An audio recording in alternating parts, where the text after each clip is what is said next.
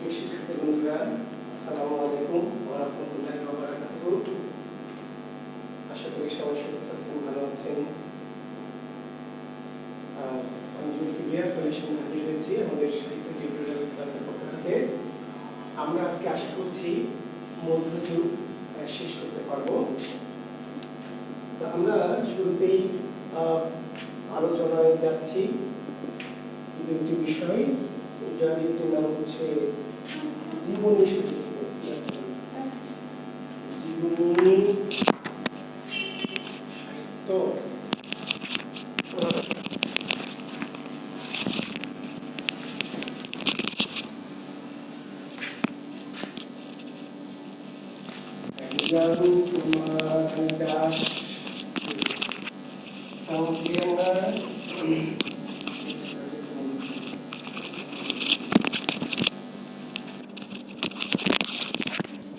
আচ্ছা, এখন কি সাউন্ড ক্লিয়ার হয়েছে?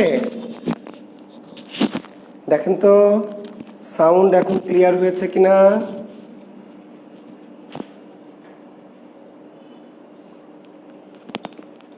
না, তাও হয়নি।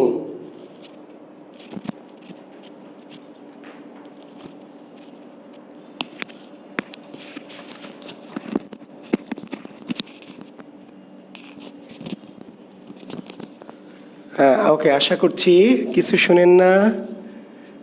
ক্লিয়ার? ওকে, ধন্যবাদ। ঠিক আছে শিক্ষার্থী বন্ধুরা, তাহলে আমরা এটা দিয়ে দাও, এমনি দাও। আচ্ছা, ওকে, তাহলে আমরা শুরু করছি। ক্যামেরার পজিশন ঠিক নাই, এখন ঠিক আছে না? তাও ঠিক নাই? আচ্ছা, ঠিক আছে, ওকে, থ্যাংক ইউ। তাহলে আমরা শুরু করেছি জীবনী সাহিত্য। জি, এই জীবনী সাহিত্যের দুটি ধারা, একটি হচ্ছে হিন্দু ধারা আর একটি হচ্ছে মুসলিম ধারা। আমরা মধ্যযুগের আজকে যে জীবনী সাহিত্য নিয়ে আলোচনা করছি, এই জীবনী সাহিত্যের দুটি ধারা, হিন্দু ধারা এবং কি মুসলিম ধারা। এর মধ্যে এই জীবনী সাহিত্যটা কি আসলে একটু বলি, যে বিখ্যাত যারা মনীষী, মহামানব বা কীর্তিমান পুরুষ, তাদের জীবন, তাদের কীর্তি কর্ম নিয়ে রচিত সাহিত্যকে বলা হয় জীবনী সাহিত্য। বুঝতে পেরেছেন? অর্থাৎ বিশেষ করে মধ্যযুগে যারা ধর্মীয় মহামানব, ধর্মীয় যারা মহামানব, মহাপুরুষ, তাদের জীবন, তাদের কীর্তি, তাদের কর্ম নিয়ে রচিত সাহিত্যকে বলা হয় জীবনী সাহিত্য। কথাটি পরিষ্কার? আচ্ছা, তো যারা মুসলমান সাহিত্যিক, তারা মুসলমান মনীষীদের জীবন নিয়ে সাহিত্য লিখেছে। যারা কি হিন্দু সাহিত্যিক, তারা হিন্দু মহামানবদের জীবনী নিয়ে সাহিত্য লিখেছে। তো মুসলিম মহামানবদের জীবনী নিয়ে তথা মুসলিমদের জীবনী সাহিত্য, সেটা আমরা এর আগে আলোচনা করে ফেলেছি। জি, নিশ্চয় আমাদের রসুল বিজয়ের কথা মনে আছে। রসুল বিজয়, নবী বংশ, শাবি মিরাজ, ওফাতি রাসুল, কাসাসুল আম্বিয়া। অর্থাৎ আমরা যখন মধ্যযুগের মুসলিম সাহিত্য পড়িয়েছি আপনাদের, তখন কিন্তু এই মধ্যযুগের মুসলিম যে জীবনী সাহিত্য, তাহলে নবী বংশ মনে আছে তো? জি, সৈয়দ সুলতানের নবী বংশ, কি নবীদের জীবনী, এটিগুলো এক ধরনের জীবনী সাহিত্য। তাহলে আমরা ওই জীবনী তার যাচ্ছি না, যেহেতু মধ্যযুগের মুসলিম সাহিত্য আমরা পড়িয়েছি। তো মুসলিম সাহিত্যিকরা তাদের পীর পয়গম্বর, তাদের বিভিন্ন মহামানব, বিভিন্ন বীর যোদ্ধা, এদেরকে নিয়ে যেই রচনা করেছে, সেই জীবনী সাহিত্য হচ্ছে কি মুসলিম জীবনী। কি জীবনী? মুসলিম জীবনী।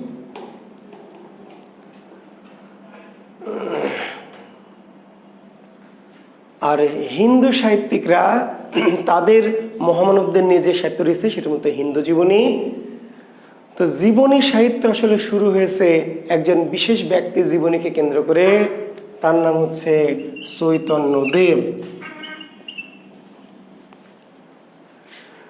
বাংলা ভাষায় জীবনী সাহিত্য রচনা শুরু হয়েছে যার জীবনীকে কেন্দ্র করে, সেই ভদ্রলোকের নাম কি?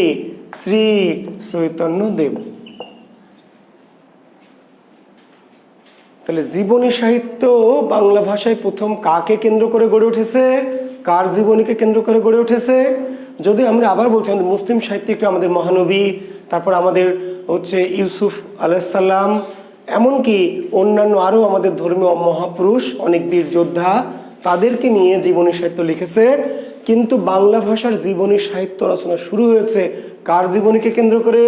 শ্রী চৈতন্যদেবের জীবনীকে কেন্দ্র করে।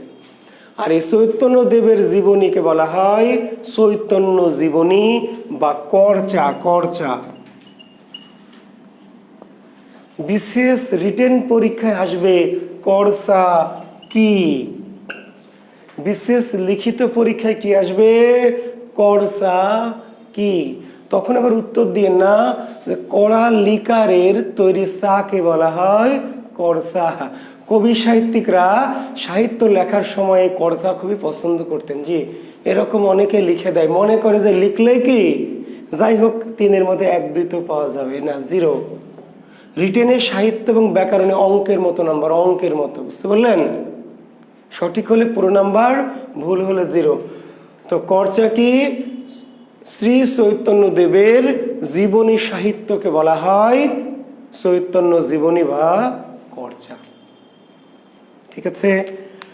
তো চৈতন্যদেব সম্পর্কে, আচ্ছা তাহলে চৈতন্য জীবনী বা তাহলে কি আছে চৈতন্য জীবনীতে বা করচাতে? চৈতন্যদেব সম্পর্কে আপনাদের আমি সংক্ষেপে কিছু জিনিস বলেছিলাম, আপনাদের মনে আছে কিনা?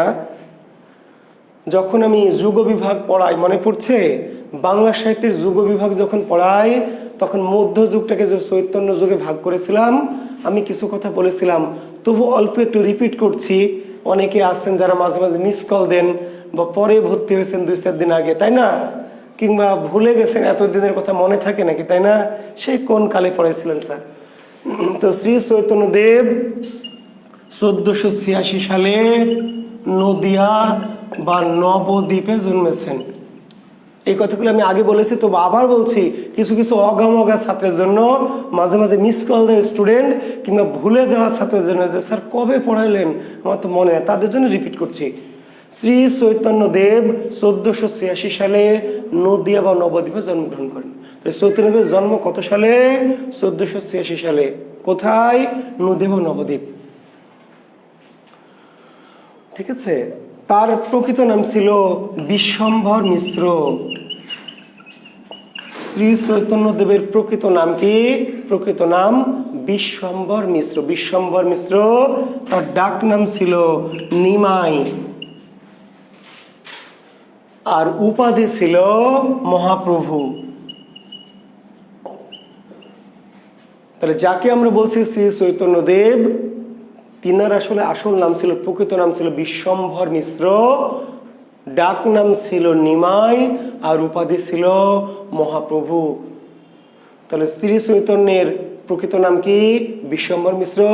শ্রী চৈতন্যের ডাক নাম কি ছিল? নিমাই, বা উল্টা করে বলবে নিমাই কার ডাক নাম? নিমাই কার ডাক নাম? জি, শ্রী চৈতন্যের। আর উপাধি ছিল মহাপ্রভু। আর তাকে চৈতন্যদেব কেন বলতো মানুষ? তিনি মানুষের মাঝে ধর্মীয় চেতনা দিয়েছিলেন। তিনি মানুষের মাঝে ধর্মীয় চেতনার সঞ্চার করেছিলেন, প্রেমের চেতনার সঞ্চার করেছিলেন বলে তাকে বলা হয় শ্রী চৈতন্যদেব। মহাপ্রভু শ্রী চৈতন্যদেব কৃষ্ণ এবং রাধার কি এই যুগল মূর্তির একটি মিলিত রূপ। রাধা কৃষ্ণের, ঠিক আছে, বা রাধার একটি রূপ শ্রী চৈতন্যদেব। এবং তিনি রাধা কৃষ্ণের প্রেমকে নিয়ে একটি প্রেম ধর্মের সৃষ্টি করেছিলেন। চৈতন্য প্রবর্তিত ধর্মকে বলা হয় বৈষ্ণব ধর্ম। কি ধর্ম? বৈষ্ণব। রাধা এবং কৃষ্ণের প্রেমকে আধ্যাত্মিকতা রসে রঞ্জিত করে, আধ্যাত্মিকতায় মিশ্রিত করে তিনি একটি ধর্ম সৃষ্টি করেছিলেন যার নাম প্রেম ধর্ম। কি ধর্ম? প্রেম। ধর্মটির নাম আসলে বৈষ্ণব ধর্ম, কিন্তু এই বৈষ্ণব ধর্মকে বলা হয় প্রেম ধর্ম। শ্রী চৈতন্যদেব রাধাকৃষ্ণের প্রেম গান শুনতেন, শুনে বেহুশ হতেন, বিভোর হতেন, এবং তার আরও কিছু সাঙ্গপাঙ্গ ছিল, তাদেরকে নিয়ে তিনি কি এই কৃষ্ণ কীর্তন বা রাধা কীর্তন বা রাধাকৃষ্ণ কীর্তন শুনতেন।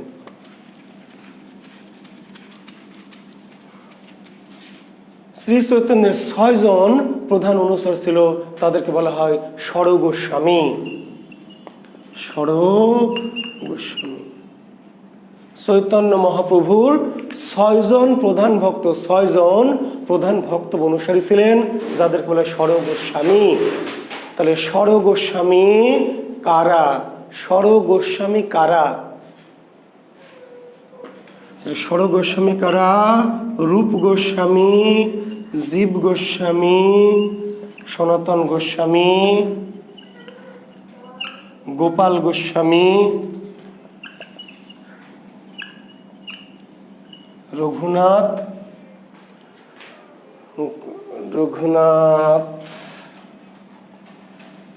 ভট্ট, গোপাল গোস্বামী দুজন, একজন গোপাল ভট্ট আর একজন হচ্ছে গোপাল হট্ট।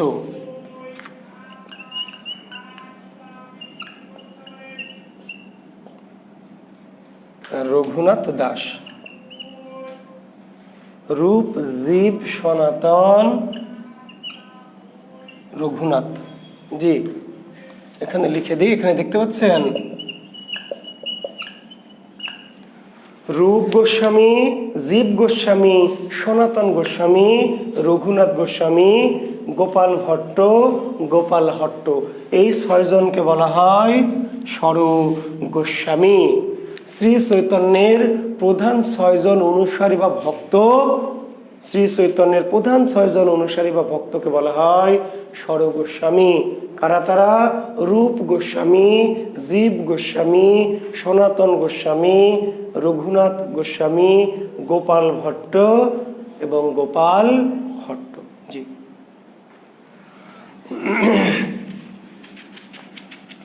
একটু দ্রুত লিখে ফেলেন, বই পুস্তকে সব জায়গায় হয়তো পাবেন না, তবে আবার কোনো কোনো জায়গায় পাওয়া যাবে। রূপ গোস্বামী, রূপ, জীব, সনাতন, রঘুনাথ।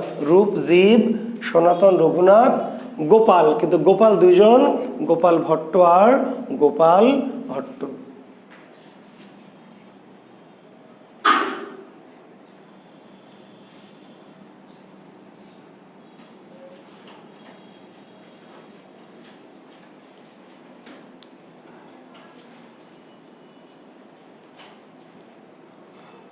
ঠিক আছে, এইভাবে গল্পে গল্পে আমরা বলি সনাতন, জীব, রঘুনাথ রূপ ধরে কি গোপাল ভট্টকে হট্ট দিলেন। একটু গল্পে গল্পে এইভাবে আমরা মনে রাখি। সনাতন জীব, সনাতন মানে প্রাচীন জীব, রঘুনাথ, সনাতন জীব রঘুনাথ রূপ ধরে গোপাল ভট্টকে হট্ট দিলেন। সনাতন জীব রঘুনাথ, সনাতন জীব রঘুনাথ রূপ ধরে, সনাতন জীব রঘুনাথ রূপ ধরে গোপাল ভট্টকে হট্ট দিলেন। এই 6 জন গোস্বামীর নাম সনাতন, জীব, রঘুনাথ, রূপ, গোপাল ভট্ট এবং গোপাল কি হট্ট। জি, চাইলে যেভাবে খুশি মনে রাখতে পারবেন।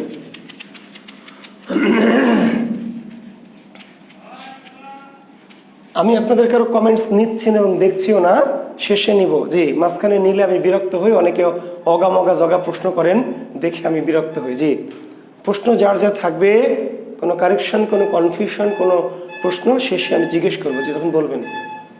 তাহলে লিখে নিতে পারবেন সনাতন জীব, সনাতন জীব রঘুনাথ রূপ ধরে, সনাতন জীব রঘুনাথ রূপ ধরে গোপাল ভট্টকে কি হট্ট দিলেন। সনাতন জীব রঘুনাথ রূপ ধরে গোপাল ভট্টকে কি হট্ট দিলেন।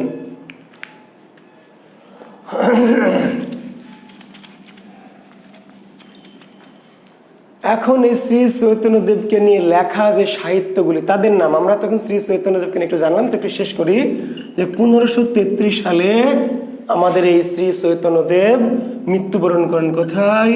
পুরী, পুরী, পুরী রাজ্যে, যে ভারতের পুরীতে। 1486 সালে জন্মেছেন আর 1533 সালে মৃত্যুবরণ করলেন। জন্মালেন কোথায়? নদীয়া নবদ্বীপ, আর মৃত্যুবরণ করলেন কোথায়? পুরী। হিন্দুদের তীর্থস্থান না পুরী? জি, জগন্নাথ পুরী বলা হয়। জি, জগন্নাথ ধাম বা পুরী ধাম। তো আমরা আসলে শ্রী চৈতন্যদেবের জীবনী পড়া আমাদের উদ্দেশ্য না। উদ্দেশ্য হচ্ছে শ্রী চৈতন্যদেবকে নিয়ে রচিত যে সাহিত্যগুলি, তাদের নামগুলি পরীক্ষার জন্য আপনাদের লাগবে। তো শ্রী চৈতন্যদেবকে নিয়ে লেখা প্রথম যে জীবনী সাহিত্য, তার নাম হচ্ছে চৈতন্য ভাগবত।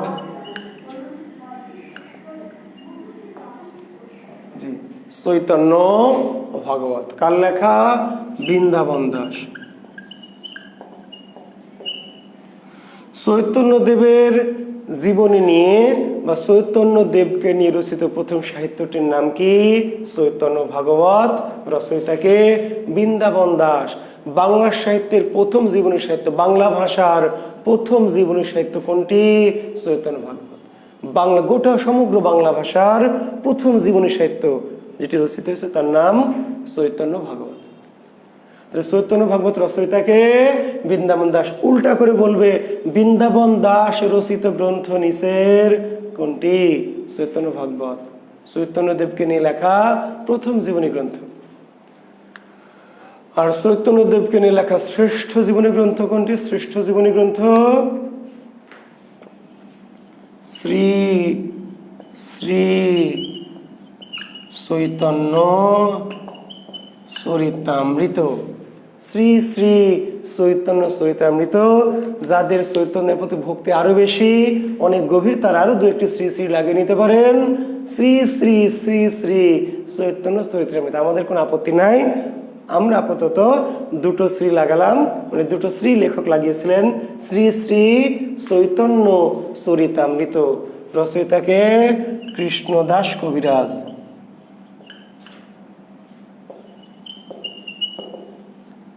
এই কৃষ্ণদাস কবিরাজ রচিত শ্রী শ্রী চৈতন্য চরিতামৃত।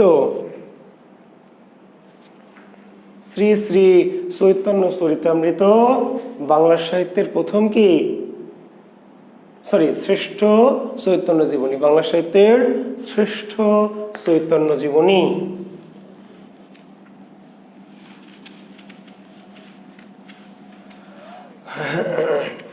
এছাড়াও আছে লোচন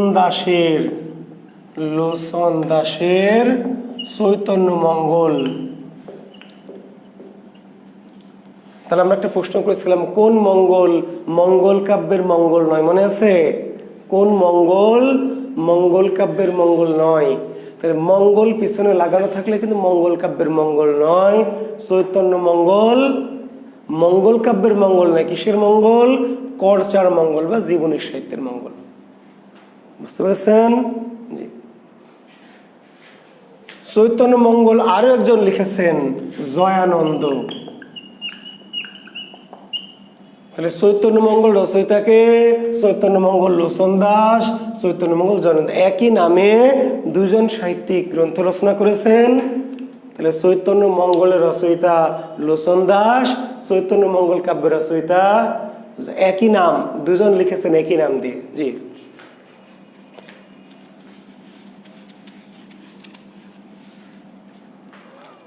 আর গোবিন্দ দাস লিখেছেন, গোবিন্দ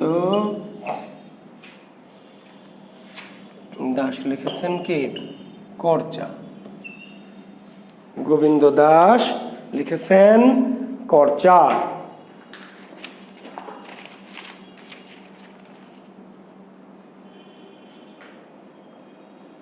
জি, গোবিন্দ দাস নামে করচা। এই গ্রন্থটার নামই কি? করচা। তাহলে করচা গ্রন্থের রচয়িতাকে করচা। চৈতন্যদেব জীবনীকে আমরা বলছি করচা, কিন্তু গ্রন্থগুলির নাম করচা না। কেউ দিলেন চৈতন্য মঙ্গল, কেউ দিলেন চৈতন্য ভাগবত, কেউ দিলেন চৈতন্য চরিতামৃত, তাই না? কিন্তু একজন গ্রন্থটার নামই দিয়েছেন কি? গ্রন্থটার নামই দিয়েছেন করচা। তাহলে করচা এই গ্রন্থের রচয়িতাকে? গোবিন্দ দাস। গোবিন্দ দাস রচিত চৈতন্য জীবনীর নাম কি? করচা।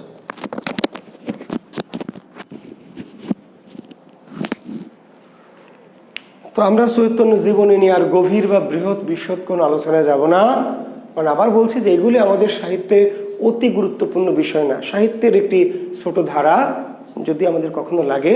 আর এই গ্রন্থগুলিতে কি আছে, বিষয়বস্তু কি, এই যত গ্রন্থের কথা বললাম বিষয়বস্তু কি, চৈতন্যদেবের জীবনী, চৈতন্যদেবের কীর্তি, চৈতন্যদেবের কর্ম, তার ভাব, তার আধ্যাত্মিকতা, তার প্রেম। চৈতন্যদেবের জীবনী, কীর্তি, কর্ম, ভাব, তত্ত্ব, প্রেম। জি, চৈতন্য সাহিত্যের বিষয়বস্তু। আর যারা আপনারা চৈতন্য ভক্ত আছেন তারা শ্রী শ্রী শ্রী শ্রী চৈতন্য চরিত্রামৃত পড়ে ফেলবেন ইনশাল্লাহ, তাহলে জেনে যাবেন, আমাদের আপাতত প্রয়োজন নেই। এরপরে আমরা একটা জিনিস পড়ব, তার নাম হচ্ছে, লেখেন, খনার বচন। খনার বচন, জি, খনার বচন। জি, খনার বচন কি? কৃষিকাজ সম্পর্কিত মঙ্গল অমঙ্গল নির্দেশক ছড়াগুলিকে বলে খনার বচন। কৃষিকাজ সম্পর্কিত, কৃষিকাজ সম্পর্কিত মঙ্গল অমঙ্গল সূচক ছড়াকে বলা হয় খনার বচন। কৃষিকাজ সম্পর্কিত খনার বচন, বচন মানে বাণী, বচন মানে কি? বাণী। খনা নামক একজন নারীর কৃষিকাজ সম্পর্কিত যে বাণী, খনা নামক একজন নারীর বা মহিলার কৃষিকাজ সম্পর্কিত মঙ্গল অমঙ্গল সূচক যে বাণী বা ছড়া, তাকে বলা হয় খনার বচন।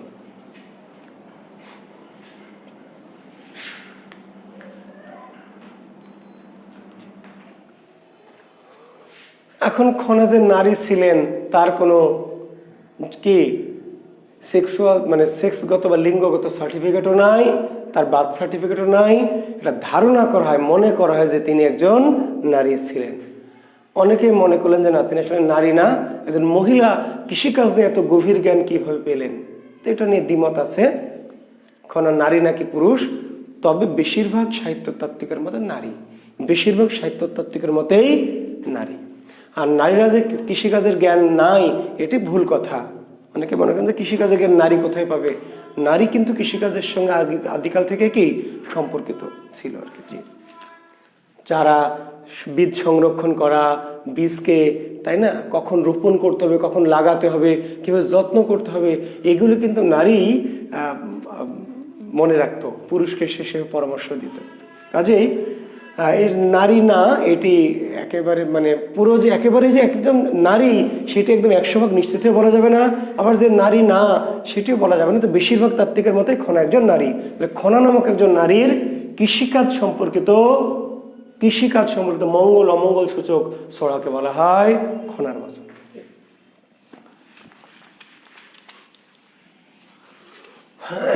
তাহলে কি? কলা রুয়ে না কেটো পাত, তাতেই কাপড় তাতেই ভাত। কলা রুয়ে না কেটো পাত, তাতেই কাপড় তাতেই ভাত। কলা রুয়ে না কেটো পাত, তাতেই কাপড় তাতেই ভাত। নিশ্চয়ই আপনারা জানেন এই খনার বচনটির সময়। কলা রুয়ে, রুয়ে মানে রোপণ করে, রুয়ে মানে কি? রোপণ করে বা লাগিয়ে। তাহলে কলা গাছ রোপণ করে বা লাগিয়ে পাতা কাটা যাবে না, কেটো না পাত, সরি, কলা রুয়ে না কেটো পাত। হ্যাঁ, কলা রুয়ে কলা গাছ লাগিয়ে পাতা কাটা যাবে না, পাতা কাটলে কলা গাছের মাথা দুর্বল হয়ে যাবে, ফলন ভালো হবে না। কলা গাছের পাতা কাটলে উপরের অংশটা কি মাথাটা দুর্বল হয়ে যায়, ফলে কলা ভালো ধরবে না। আর যদি না পাতা না কাটা যায় তাহলে তাতেই কাপড় তাতেই ভাত। কলা রুয়ে না কেটো পাত, তাতেই কাপড় তাতেই ভাত। বুঝতে পেরেছেন? যদি বর্ষে মাঘের শেষ, ধন্য রাজা পূর্ণ দেশ। যদি বর্ষে মাঘের শেষ, যদি বর্ষে মাঘের শেষ, ধন্য রাজা পূর্ণ দেশ। মাঘের শেষে, মাঘ মাস শীতকাল কিন্তু, পৌষ মাঘ, মাঘের শেষে যদি বৃষ্টি হয়, বর্ষা হয়, খেয়াল রাখবেন মাঘ মাসের শেষের দিকে যদি বৃষ্টি হয় 1-2 পশলা, ধন্য রাজা পূর্ণ দেশ। সেই বৃষ্টিটা ফসলের জন্য খুবই ভালো। মাঘের শেষে বৃষ্টি হলে সেই বৃষ্টি ফসলের জন্য ভালো, ফসল ভালো উৎপন্ন হয়, ফলে ধন্য রাজা পূর্ণ দেশ। রাজ্যটা ভালো থাকবে, সে রাজা ধন্য পূর্ণ দেশ, অর্থাৎ রাজা পুণ্যবান বলে তো রাজ্য ভালো চলে। আগে মনে করা হতো কি রাজার পুণ্যে রাজ্য ভালো থাকে, রাজা যদি পাপ করে তাহলে রাজ্য ধ্বংস হয়। তাহলে মাঘের শেষে বৃষ্টি হয়েছে, তাহলে বুঝতে হবে যে রাজা ধন্য পূর্ণ দেশ, ফসল ভালো ফলবে, রাজ্যটা ভালো চলবে। যদি বর্ষে মাঘের শেষ, ধন্য রাজা পূর্ণ দেশ। এরকম অনেক আছে, তো এত আমি বলবো না, আমার উদ্দেশ্য এত ছোট বিষয় নিয়ে এত কথা আমরা বলতে চাই না। 20 হাত করি ফাঁক, 20 হাত করি ফাঁক, আম কাঁঠাল পুঁতে রাখ, আম কাঁঠাল পুঁতে রাখ। 20 হাত করি ফাঁক, আম কাঁঠাল পুঁতে রাখ। 20 হাত ফাঁক করে আম কাঁঠাল পুঁতে রাখতে হবে।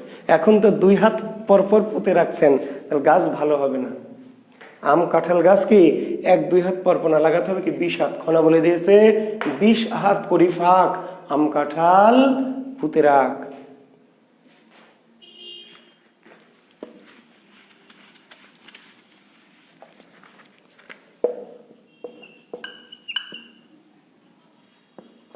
ফাল্গুনে না রুলে ওল, ফাল্গুনে না রুলে ওল, শেষে হবে গন্ডগোল। ফাল্গুনে না রুলে ওল, শেষে হবে গন্ডগোল। ওল কখন রুইতে হবে, লাগাইতে হবে ফাল্গুনে।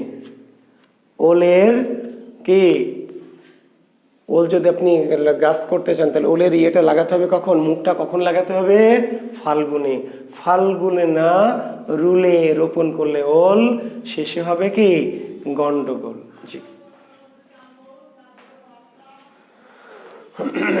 এরকম শত শত বচন বা বাণী খনার নামে প্রচলিত আছে। কোন কোন ক্ষেত্রে রাবণ নামক আরেকজন ব্যক্তির নামে, রাবণ। জি, কিছু কিছু বাণী রাবণের নামে প্রচলিত আছে। কেউ কেউ বলেন খনার রাবণ একই, কেউ কেউ বলেন 2 জন। আসলে এগুলো খনার বচন হিসাবে প্রচলিত হয়ে আছে, এটি মনে রাখবেন। আর এগুলো আসলে 2 জনের কিনা আরো অনেক জনের, এটি নিয়ে সন্দেহ আছে।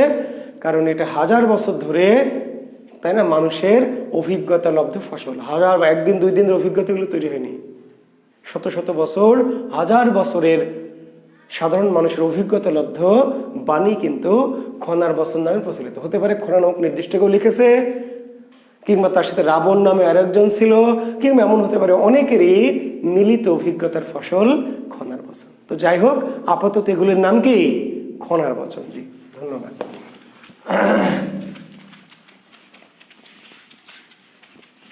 লেখেন ডাক, ডাক।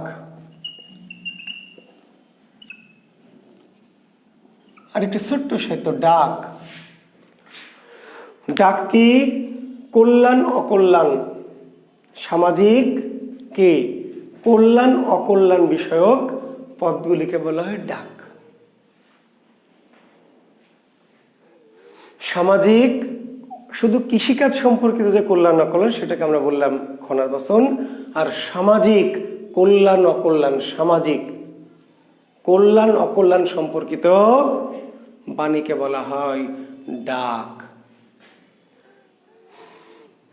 এটি মূলত মানুষের সংস্কার। ডাক হচ্ছে মানুষের কি সংস্কার, বিশ্বাস। বুঝেন, বিশ্বাস বোঝেন, বিশ্বাস। কাক কা কা করে ডাকছে, কাক ডাকছে কা কা করে। আমার মা বলছে যে কাক ডাকছে কেন তো ঘন ঘন, কি কি জানি কি হলো, কোথাও কোনো দুঃসংবাদ ঘটলো কিনা, কোনো খারাপ খবর কিনা। এবার আমার বড় আপাকে ফোন দিচ্ছে, ছোট বোনটাকে ফোন দিচ্ছে, কেন কাক ডাকছে? কাক ডাকা অমঙ্গলের প্রতীক। এই যে এটা আসলে এরকম কোনো বিষয় না, এটা হচ্ছে মানুষের কি লোকবিশ্বাস। ডাককে বলা হয় কি লোকবিশ্বাস। ডাকের অপর নাম কি লোকবিশ্বাস। আজকে জোড়া শালিক দেখেছে একটা ক্লাস শুরুর আগে, আজকে নিশ্চিত একটা ভালো কিছু হবে। আজকে আলেয়া ভাটের ফোন আসবে নিশ্চিত। আজকে সকালবেলা উঠে যেই জানালা খুলেছি, জোড়া শালিক, 2টা শালিক, মানে বোঝেন আজকে কিন্তু জুয়েল কিবরিয়ার কাম হয়ে গেছে। জি, বিশ্বাস করি যে আমরা, অনেকেই করে, জি অনেকেই করে। এই যে বিশ্বাস, জোড়া শালিক দেখলে কিছু একটা ঘটবে, তারপরে হাতের তালু চুলকাচ্ছে, আজকে নিশ্চয় কি টাকা আসবে, এগুলো আমরা বিশ্বাস করি। ওই দেখেন টিকটিকি ঠিক ঠিক করছে, টিকটিকি কি ঠিক ঠিক ঠিক ঠিক করছে, তাহলে আমার কথা ঠিক না বেঠিক? তাহলে ঠিক। বিশ্বাস, লোকবিশ্বাস বা ডাক। বুঝতে পারলেন? শূন্য কলসি, শূন্য কলসি দেখা অমঙ্গল, শূন্য ঘট অমঙ্গলের প্রতীক, পূর্ণ ঘট মঙ্গলের প্রতীক। পূর্ণ ঘট, পূর্ণ কলসি। শূন্য জায়গায় শুকনাতে নৌকা পড়ে আছে, খাখা শুকনা জায়গায় ডাঙায় নৌকা পড়ে আছে, অমঙ্গলের প্রতীক। ঠিক আছে? তারপরে হচ্ছে গাভী, মঙ্গলের প্রতীক। গাভী, আগের যুগের বাড়িতে যে বাড়িতে গাভী থাকতো, ধরে নিতে বাড়িটা মঙ্গল, মঙ্গল লক্ষ্মীর বাড়ি, গাভী থাকবে। গাভী, ধেনু, গর্ভবতী ধেনু কিংবা গো বৎস সহ ধেনু মঙ্গলের প্রতীক। বাছুর সহ গরু দেখে বের হবেন বাড়ি থেকে, বাড়ি থেকে বের হওয়ার সময় কি গরু বাছুর দেখে বের হবেন, বাছুর আর গরু, তাহলে আপনার সারাদিন কল্যাণ হবে। গরু বাছুর নাই, সেজন্য তো কল্যাণ হয় না। জি, কেন কল্যাণ হয় না আপনার? গরুও নাই, বাছুর নাই। অন্তত কি করবেন, কম্পিউটারের স্ক্রিনে কি গরু বাছুর রেখে দিবেন, যে বের হওয়ার সময় দেখে বের হবেন। লোকবিশ্বাস, লোকবিশ্বাস, সংস্কার, ডাক। ঠিক আছে?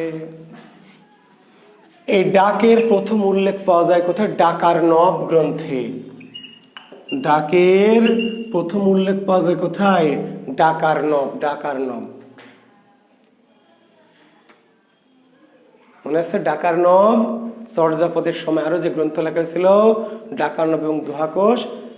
এই ডাকার্ণব গ্রন্থে প্রথম এই ডাকগুলি, মানুষের যে বিশ্বাস, সংস্কার, এগুলিকে আগে ধর্মীয় বা বিশ্বাস বলে মনে করা হতো, কিন্তু পরবর্তীতে বোঝা গেছে এগুলো ধর্মীয় বিশ্বাস না, এগুলো আসলে মানুষের কি সংস্কারজাত সামাজিক বিশ্বাস।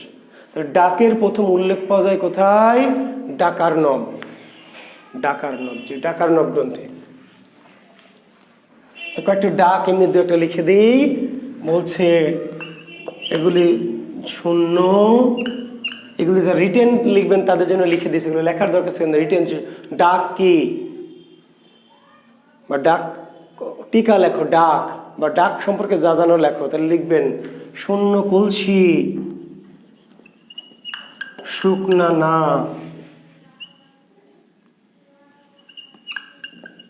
শুকনা ডালে ডাকে কা, যদি দেখো মাকুন্দ ধোপা, এক পাওনা বাড়িও বাপা। জি, লিখে নেন। শূন্য কলসি, শুকনা না। শূন্য কলসি, শুকনা না। না মানে কি? নৌকা, নৌকা। শূন্য কলসি, শুকনা না, শুকনা ডালে ডাকে কা। শুকনা ডালে কাক ডাকছে। যদি দেখো মাকুন্দ ধোপা, যদি দেখো মাকুন্দ ধোপা, এক পাওনা বাড়িও বাপা।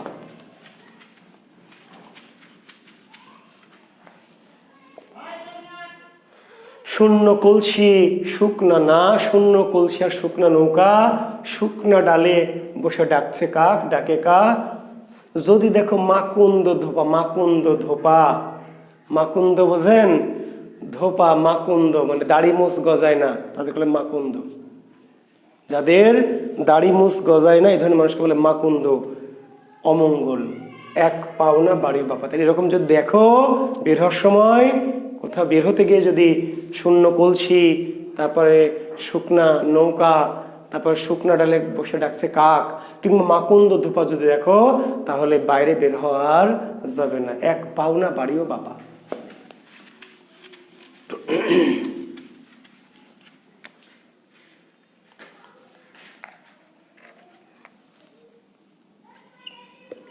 ঘরে আখা বাইরে রাধে, ঘরে আঁকা বাইরে রাধে, অল্প কেশ ফুলাইয়া বাঁধে। ঘরে আঁকা বাইরে রাধে, অল্প কেশ ফুলাইয়া বাঁধে। ঘন ঘন সাই উল্টি ঘাড়, ডাক বলে এ নারী ঘর উজাড়।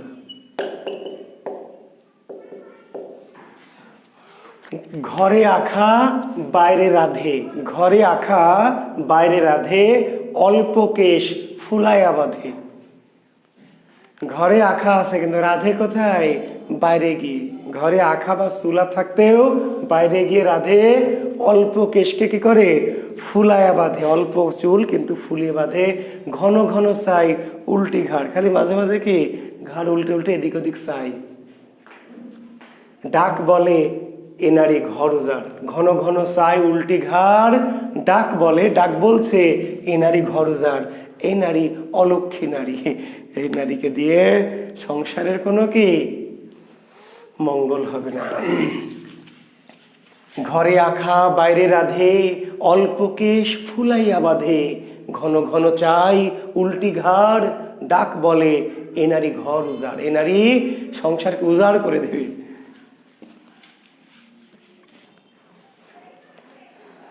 ছোটবেলায় আমাদের বাড়িতে এখন গরু ছিল, অনেক ছোটবেলায়, আমার খুব, আমি বুদ্ধি হয়ে আর দেখিনি, মনে আছে, অল্প একটু স্মৃতি মনে আছে।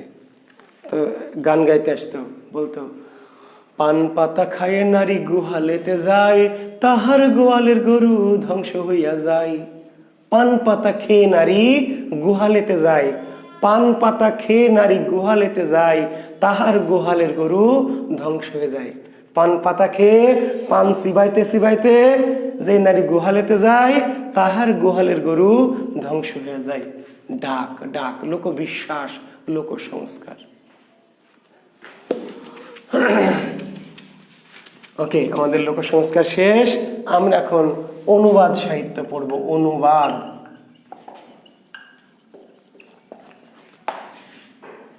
অনুবাদ সাহিত্য, জি।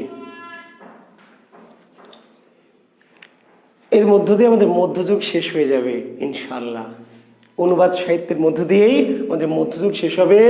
অনুবাদ সাহিত্যের দুটি ধারা, একইভাবে একটি হিন্দু ধারা, একটি কি মুসলিম ধারা। অনুবাদ সাহিত্যের ধারা কয়টি? অনুবাদ সাহিত্যের ধারা হচ্ছে দুইটি, একটি হিন্দু ধারা আর একটি হচ্ছে কি মুসলিম ধারা। কিন্তু আরেকটা জিনিস ছিল, ওটা শেষ করে গেলে ভালো হতো, ঠিক আছে?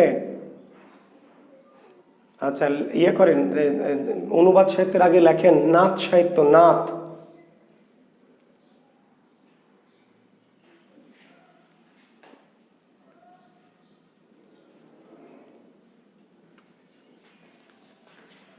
এটা শেষে আসে, এটা দিয়ে শেষ করব।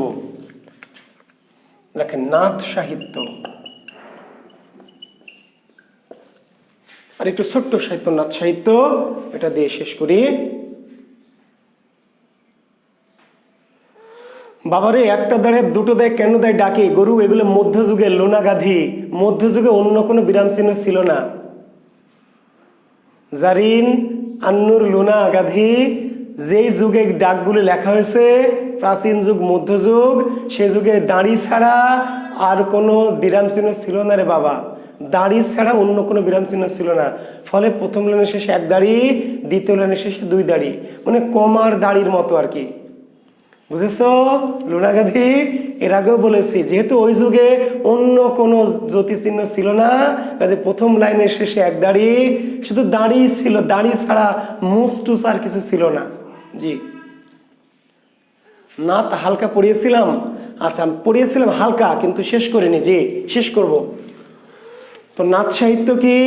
নাথ সাহিত্য হচ্ছে কি? নাথ পন্থাদের সাহিত্য। নাথ বৌদ্ধ এবং শৈব, বৌদ্ধ প্লাস শৈব ধর্মের মিশ্রণে যে ধর্মীয় শাখা মধ্যযুগে সৃষ্টি হয়েছিল তার নাম কি? শৈব ধর্ম, সরি নাথ ধর্ম। বৌদ্ধ ধর্ম এবং শৈব, শৈব মানে শিবের যারা, শিব। আরে ডালিয়া গাধী, নাজমুন নাহার ডালিয়া গাধী মুসলিম জীবনীর সাথে পড়ানো হয়েছে গাধী। ওই যে গতদিন দেখ নবী বংশ পড়িয়েছে গাধী, সৈয়দ সুলতানের নবী বংশ, তারপর রসুল বিজয়, তারপর ওফাতি রসুল, তারপর জয়কুম রাজার লড়াই, এগুলি সব মুসলিম জীবনী গাধী। আমির হামজা, এই যে আমাদের নবীর জীবনী, এই যে ইউসুফ জুলেখা, ইউসুফের জীবনী, এই যে আমির হামজার জীবনী। তাহলে মধ্যযুগের মুসলিম সাহিত্য যেগুলো পড়িয়েছি, ওরা যে গ্রন্থগুলো লিখেছে সেগুলি কি? মুসলিম জীবনী। নবী বংশ কার জীবনী? নবীর জীবনী, নবীদের জীবনী, তাহলে ওইটা জীবনী সাহিত্য। বোঝা গেছে? ইউসুফ জুলেখা, ইউসুফের জীবনী। ঠিক আছে? আমি বলেছি একবার, শুরুতেই বলেছি, তুমি তো যে মিস কল দেওয়া পার্টি, আমি প্রথমেই জীবনের সাহিত্য পড়ানোর সময় বলে দিয়েছি। তাহলে মধ্যযুগে বৌদ্ধ ধর্ম এবং শিবের অনুসারীদের শৈব ধর্ম, বৌদ্ধ এবং শৈব, এই দুটি ধারার মিশ্রণে যে তৈরি হয়েছে তার নাম কি? নাথ। নাথ ধর্ম। নাথ ধর্মটার নাম হলো নাথ ধর্ম। আর নাথ ধর্ম নিয়ে রচিত সাহিত্যের নাম কি? নাথ সাহিত্য। নাথ ধর্মের কি তত্ত্ব, নাথ ধর্মের তত্ত্ব বা ভাব নিয়ে রচিত সাহিত্যের নাম হচ্ছে নাথ সাহিত্য। আদিনাথ, নাথদের আদিনাথের নাম কি? শিব। লিখে নেন, আদিনাথ। নাথদের আদিনাথ বা আদিনাথকে শিব। শিবের শিষ্য হলো মীননাথ বা মৎস্যেন্দ্রনাথ, তার শিষ্য জালন্ধরি, তার শিষ্য হচ্ছে গোরক্ষনাথ, তার শিষ্য হলো কানুপা, তার শিষ্য হলো জালন্ধরিপা। শিব হলো আদিনাথ। নাথদের আদিনাথকে নাথদের আদিনাথ হচ্ছে শিব। শিব। শিবের শিষ্যকে মীননাথ বা মৎস্যেন্দ্রনাথ, তার শিষ্য গোরক্ষনাথ, তার শিষ্য কানুপা, তার শিষ্য জালন্ধরিপা। এইভাবে নাথদের যে গুরু পরম্পরা, নাথ মানে কে? নাথ মানে গুরু বা স্বামী। নাথ, নাথকে স্বামী বা গুরু। তাহলে আদি গুরু বা আদিনাথ শিব, শিবের শিষ্য মীননাথ মৎস্যেন্দ্রনাথ, আর নাথ ধর্মের প্রতিষ্ঠাতাকে মীননাথ মৎস্যেন্দ্রনাথ। শিব হলো নাথ ধর্মের আদি গুরু। ধর্মটা প্রতিষ্ঠা করেছে কে? ধর্মের প্রতিষ্ঠাতা হচ্ছে মীননাথ, মীননাথ বা মৎস্যেন্দ্রনাথ। জি। তো এই যে মীননাথ, মৎস্যেন্দ্রনাথ বা শিব বা গোরক্ষনাথ বা জালন্ধরি, এই সমস্ত পা বা কি স্বামী বা প্রভুদের যে জীবনী, তাদের কীর্তি, কর্ম, ভাব, দর্শন, এগুলি নিয়ে রচিত সাহিত্যের নাম হচ্ছে নাথ সাহিত্য। নাথ সাহিত্যের জনক কে? নাথ সাহিত্যের জনক কে? শেখ ফয়জুল্লাহ। নাথ সাহিত্যের জনক শেখ ফয়জুল্লাহ। প্রথম নাথ সাহিত্য কোনটি? গোরক্ষ বিজয়। জি, বলেছি আগে, তবু আরেকবার বলছি। নাথ সাহিত্যের জনক, নাথ ধর্মের জনক মীননাথ, মিন মানে মাছ ভাই, মিন মানে মাছ, মাছ, মৎস্য মানে মাছ, মিন মানে মাছ, মৎস্য মানে মাছ। জি, মাছ খান না? না দেখাবো, ফ্রিজে আছে, দেখাবো মিন। জি, তো নাথ সাহিত্যের আদি জনককে, নাথ, নাথ ধর্মের জনক মীননাথ, নাথ ধর্মের জনক মীননাথ বা মৎস্যেন্দ্রনাথ, আর নাথ সাহিত্যের জনককে শেখ ফয়জুল্লাহ। প্রথম নাথ সাহিত্য কোনটি? গোরক্ষ বিজয়, গোরক্ষ বিজয়, গোরক্ষ বিজয় রচয়িতাকে শেখ ফয়জুল্লাহ। কিন্তু এই গ্রন্থটি হারিয়ে গিয়েছিল, মধ্যযুগে লেখা হলেও এর কোনো কি প্রকাশিত রূপ ছিল না, ফলে এটি হারিয়ে গিয়েছিল, পুঁথির আকারে লেখা হয়ে হারিয়ে গিয়েছিল। এটি পরে আবিষ্কার করা হয়েছে। যে ভদ্রলোক আবিষ্কার করেছে তার নাম কি? ডক্টর নলিনী, ভুল করলাম, ডক্টর নলিনীকান্ত ভট্টশালী। ডক্টর নলিনীকান্ত ভট্টশালী এই গোরক্ষ বিজয় কাব্যটি প্রথম কি আবিষ্কার করলেন বা প্রকাশ করলেন, সম্পাদনা করে বের করলেন। তাহলে এখান থেকে মনে রাখেন যে গোরক্ষ বিজয় রচয়িতাকে শেখ ফয়জুল্লাহ, গোরক্ষ বিজয় রচয়িতা শেখ ফয়জুল্লাহ। কিন্তু এটি সম্পাদককে, ওই যে যেমন চর্যাপদে যেমন সম্পাদক, তাই না, মনে আছে? চর্যাপদে যেমন সম্পাদক ছিল, শ্রীকৃষ্ণ কীর্তনে যেমন সম্পাদক ছিল, লেখক আলাদা সম্পাদক আলাদা। তাহলে গোরক্ষ বিজয়ের লেখক হলো শেখ ফয়জুল্লাহ, কিন্তু এই গ্রন্থটি পরবর্তীতে আবিষ্কার করে সম্পাদনা করেছিলেন তার নাম ডক্টর নলিনীকান্ত ভট্টশালী। কিন্তু প্রথম এই নাথ সাহিত্য যিনি আবিষ্কার করলেন, প্রথম রচনা করলেন প্রথম শেখ ফয়জুল্লাহ গোরক্ষ বিজয়, কিন্তু এটি আবিষ্কার হয়েছে পরে, আবিষ্কার হয়েছে অনেক পরে। প্রথম নাথ সাহিত্য আবিষ্কার করেছে কে? নাথ সাহিত্যের প্রথম আবিষ্কারকের নাম স্যার জর্জ গ্রিয়ারসন। নাথ সাহিত্যের, এখন এগুলো এলোমেলো করে ফেলবেন আমি জানি, আপনার একটু পরে গুলাই দিবেন বা নানান বই পড়বেন, অগামগা জগা বই দিয়ে কার মধ্যে কি ঢুকাই দিয়ে বলবেন যে স্যার, হ্যাঁ নাথ সাহিত্য প্রথম লিখেছেন শেখ ফয়জুল্লাহ, এটির নাম গোরক্ষ বিজয়, কিন্তু এটি প্রথম এটি আবিষ্কার করেছে ডক্টর নলিনীকান্ত ভট্টশালী, সম্পাদনা করেছে। কিন্তু নাথ সাহিত্যে প্রথম যিনি আবিষ্কার করেছে প্রথম, তার নাম হচ্ছে sir George Grierson. Sir George Grierson প্রথম নাথ সাহিত্য আবিষ্কার করলেন 1778 সালে, 1878 সালে রংপুর থেকে।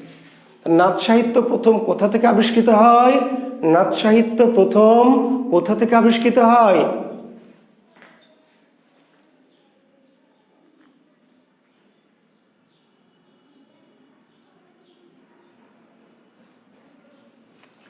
এই আব্বু টাব্বু কেন ক্লাস করে? বলেন, ক্লাস করবেন আপনি, ভর্তি হলেন আপনি, ক্লাস করাচ্ছেন আব্বুকে আম্মুকে ভাই বোনকে, তাহলে হবে? আপনার সাথে যে আব্বু ক্লাস করে এটাকে আমি জানি বলেন, তাহলে আর বকা দিব না, বলবো লক্ষ্মী মেয়ে, মিষ্টি মেয়ে, একেবারে কি হ্যাঁ জ্ঞানী মেয়ে। যে আপনাদের সাথে বাবারা বসে ক্লাস করে, মায়েরা ক্লাস করে, এটা আমি কেমনে জানবো বলেন? এটা আমার আগে জানাই দিবেন যে স্যার আমাকে বকা দিয়েন না, আমার সাথে কিন্তু কি বাবা ক্লাস করছে, মা ক্লাস করছে। তাইলে আমি এমন মিষ্টি মিষ্টি কথা বলবো, এমন আপনার প্রশংসা করব যে আপনার বাবা মা খুব খুশি হবে। যে আমাকে আগে বলে দিবেন। তো এই নাথ সাহিত্য প্রথম যিনি আবিষ্কার করলেন, এই প্রথম আবিষ্কারকের নাম হচ্ছে স্যার জর্জ গ্রিয়ারসন। আর নাথ সাহিত্য প্রথম কোথা থেকে আবিষ্কার করা হয়েছে? রংপুর থেকে। রংপুরের স্থানীয় যারা লোকগায়ক, রংপুরের যারা স্থানীয় লোকগায়ক, তাদের মুখ থেকে স্যার জর্জ গ্রিয়ারসন প্রথম নাথ সাহিত্য আবিষ্কার করলেন। কত সালে? 1878 সালে। এবং সেই গ্রন্থটা তিনি সম্পাদনা করলেন, আবিষ্কার করে একটা বই আকারে বের করলেন, তার নাম দিলেন মানিক রাজার গান। মানিক রাজার গান। আসলে তিনি গ্রন্থটা ইংরেজিতে লিখেছিলেন, তার নাম ছিল দ্য সংস অফ মানিক চাঁদ।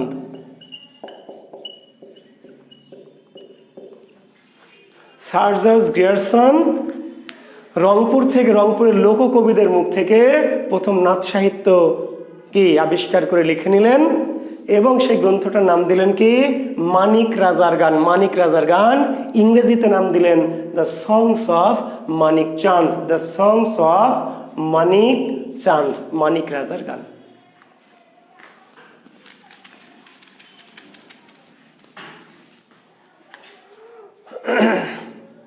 ঠিক আছে, এটাকে কেউ কেউ বলেছেন ময়নামতির গান।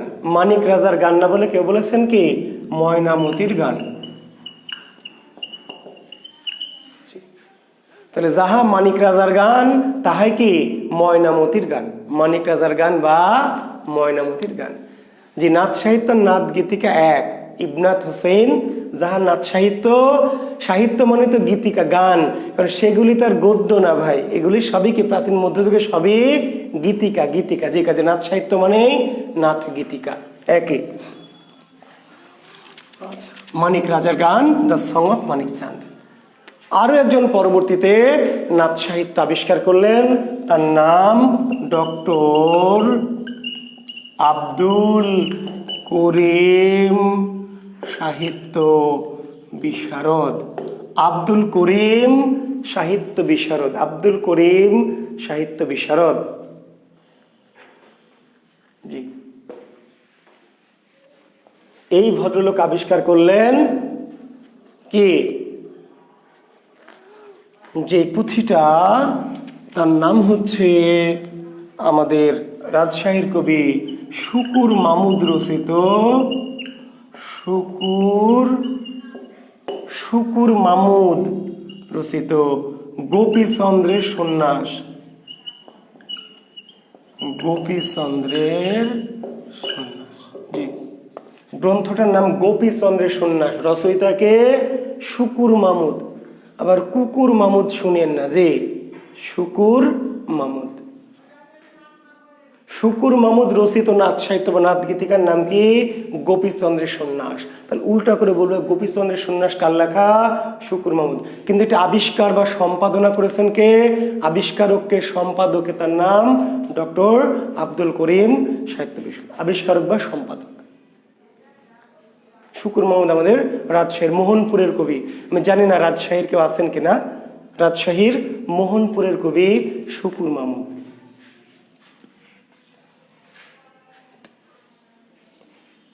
এই মোটামুটি ঠিক আছে আমাদের উল্লেখযোগ্য নাথ সাহিত্য।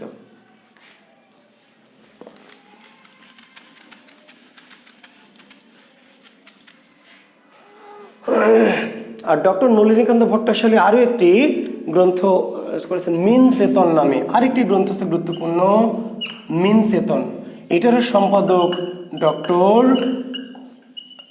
নলিনীকান্ত ভট্টশালী। মিন চেতন গ্রন্থটির নাম কি? মিন চেতন। রচয়িতা হচ্ছে শ্যামদাস সেন। জি, তাহলে আরো একটি নাথ সাহিত্য হচ্ছে মিন চেতন। মিন ওই যে মিননাথ বা মৎস্যেন্দ্রনাথ, তাকে নিয়ে লেখা মিন চেতন। মিন চেতন কার লেখা? শ্যামদাস সেনের মিন চেতন। কিন্তু এটির আবিষ্কারক সম্পাদককে ডক্টর নলিনীকান্ত ভট্টাশালী। নুসরাত জাহান সেতু আছেন? জি, রাজশাহীর আছেন তাহলে না? তাহলে আমি একা না, আপনারা আছেন। নাজমুল ইসলাম মাসুম, শাইলা রহমান, ঠিক আছে। জি, আমাদের রাজশাহীর মোহনপুরের কবি শুকুর মাহমুদ, তার রচিত গোপীচন্দ্রের সন্ন্যাস। আর শ্যামদাস সেন নামে আরো একজন কবি, তার লেখা নাথ সাহিত্য বা নাথ গীতিকার নাম কি? মিন চেতন। মিন চেতন। এটা সম্পাদনা করেছেন বা আবিষ্কার করেছেন কে?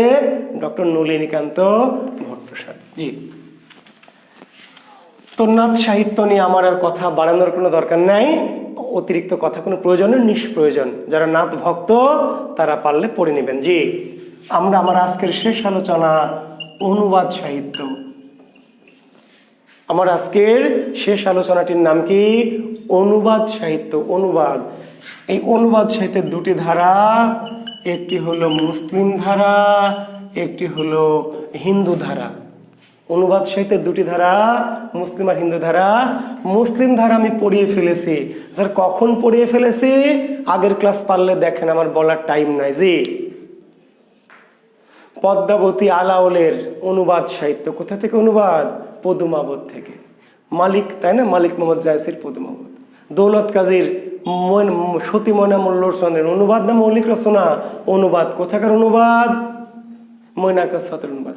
তাহলে আমি যে মুসলিম সাহিত্য পড়িয়েছি, মুসলিম সাহিত্যের মধ্যে মুসলমানদের জীবনীও আছে, মুসলিম সাহিত্যের মধ্যে মুসলমানদের কি অনুবাদ সাহিত্য আছে না? আবার আলাদা করে দেখাবো। জি, মুসলিম সাহিত্যের যত সাহিত্যের কথা বলেছি ম্যাক্সিমাম প্রায় সবই কি অনুবাদ। জি, অনুবাদ। কাজে আমরা অনুবাদ সাহিত্যের হিন্দু ধারাতে আসব। হিন্দু ধারাতে অনেক কিছুরই হিন্দু ধারায় অনুবাদ হয়েছে, কিন্তু আমাদের জন্য দুটো জিনিস লাগবে। হিন্দু ধারার মূল অনুবাদ সাহিত্য দুইটি, একটি হচ্ছে রামায়ণ আর একটি হলো মহাভারত। রামায়ণ আর মহাভারত। জি,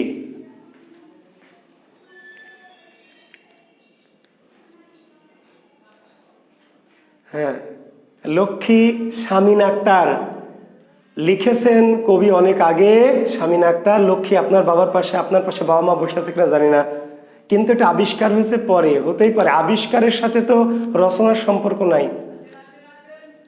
লেখা হয়েছে প্রথম কি গোরক্ষ বিজয়, কিন্তু জর্জ গ্রিয়ারসন রংপুরে স্থানীয় লোককবিদের মুখ থেকে প্রথম ময়নামতির গান বা মানিক রাজার গান সংগ্রহ করেছেন। পরে আরো অনেক কিছু সংগৃহীত হয়েছে, পরে গবেষণা করে দেখা গেছে সবচেয়ে পুরাতন কোনটা। আবিষ্কার হওয়ার সাথে তো প্রাচীনের কোনো সম্পর্ক নাই ভাই। আবিষ্কার একটা আলাদা জিনিস, আর প্রথম রচিত সাহিত্য সেটা আলাদা জিনিস। একটা হলো আবিষ্কার আর একটা হলো কি রচনা। এটুকু বুদ্ধি থাকতে হবে, একটু বুদ্ধি করেন তাহলে বুঝতে পারবেন। জি,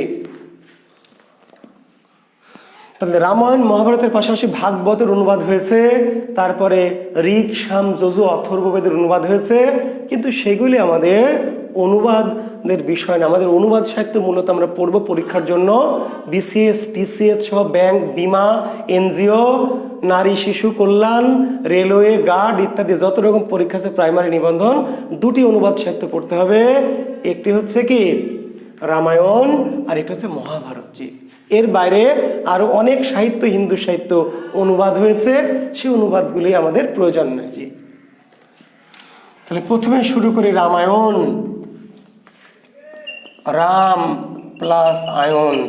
রাম প্লাস কি আয়ন। আয়ন মানে জীবনী বা ঘটনা। আয়ন মানে কি জীবনী বা ঘটনা। আচ্ছা ঠিক আছে। জি, কথা দিলাম, যান এতজন রিকোয়েস্ট করছেন প্রাচীন মধ্যযুগ মিলে একটা পরীক্ষা নিব। জি, কথা দিলাম, ভদ্রলোকের এক কথা। তাহলে শনিবারে সেটা না, তাহলে একটু দেরি করে নিই। সোমবারে, আগামী সোমবারে প্রাচীন মধ্যযুগ পুরোটা মিলিয়ে, সবগুলো মিলিয়ে একটা পরীক্ষা নেব। জি, 30-40 নম্বরে। ঠিক আছে? জি, থ্যাংক ইউ। 30 মার্কসের। আগামী সোমবার গোটা প্রাচীন যুগ মধ্যযুগে যা কিছু পড়ানো হলো সকল কিছু মিলিয়ে একটা 30 নম্বরের কি প্রি মডেল। Thank you. জি, খুশি হয়েছেন? যে আপনারা খুশি থাকলে আমি খুশি। জি জি জি ভাই, আপনাদের খুশিতে আমার খুশি, বোঝেন নাই? জি, তাহলে Ramayana, Ram plus ion. Ion মানে কাহিনী বা ঘটনা। আয়ন মানে কি কাহিনী বা ঘটনা। তাহলে রামায়ণ কি রামের কাহিনী, রামের ঘটনা। রামায়ণ কোন ভাষায় রচিত হয়েছিল বা কোন ভাষার গ্রন্থ? আর্য বা সংস্কৃত। রামায়ণ গ্রন্থটি কোন ভাষায় রচিত? আর্য বা সংস্কৃত ভাষা। আর্য বা সংস্কৃত ভাষায়। রচয়িতাকে কে? বাল্মীকি। রামায়ণের রচয়িতাকে বাল্মীকি। আসলে ভদ্রলোকের নাম বাল্মীকি নয়, বাল্মীকির প্রকৃত নাম কি? রত্নাকর। এই যে দেখেন, হ্যাঁ দেখছেন, এই যে অনামিকা শর্মা, এই যে 50 মার্কসের নিয়েন। এরপর একজন বলে না স্যার 70 মার্কসের নিলে ভালো হয়। না স্যার নিবেনই যখন মডেল টেস্টে 100 মার্কের নিয়েন স্যার, ভালো হয়। এটি হলো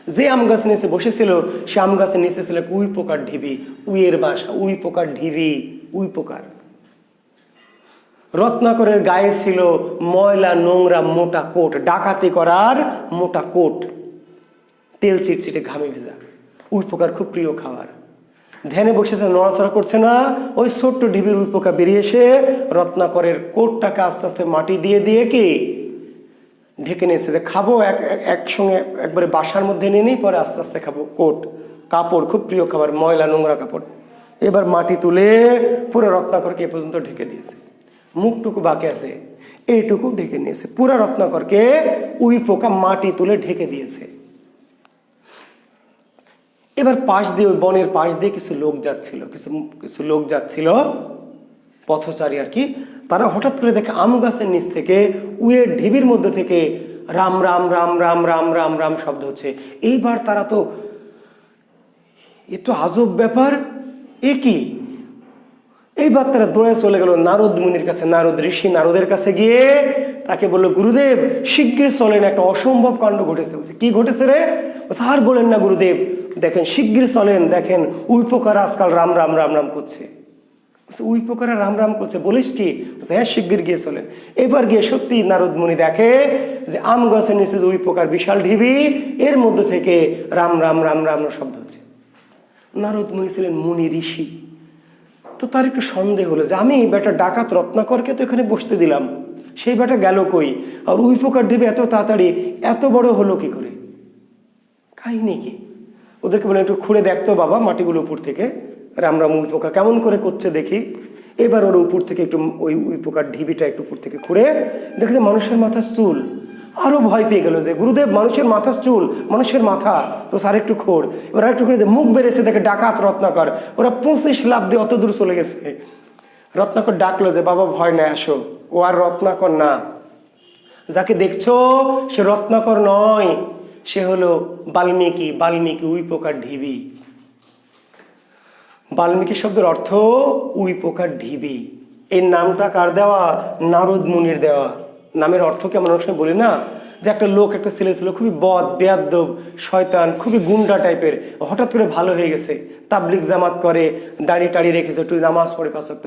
খুবই খারাপ ছিল, খুবই ভয়ঙ্কর খারাপ, সন্ত্রাসী মাস্তান, বুঝতে পারলেন? বেয়াদ্দব টাইপের। হঠাৎ করে পরিবর্তন, ছেলেটা একেবারে মাটির মানুষ হয়ে গেছে। আমরা বলছি ছেলেটা একেবারেই কি মাটির মানুষ হয়ে গেছে, মাটির মানুষ। এই মাটির মানুষ অর্থ উই পোকার ঢিবি, বাল্মীকি। তাহলে বাল্মীকি না, পিতামাতার দেওয়া নাম ছিল রত্নাকর, আর বাল্মীকি নামটা কার দেওয়া? নারদ মুনির। বাল্মীকি শব্দের অর্থ কি? উই পোকার, উই পোকার ঢিবি।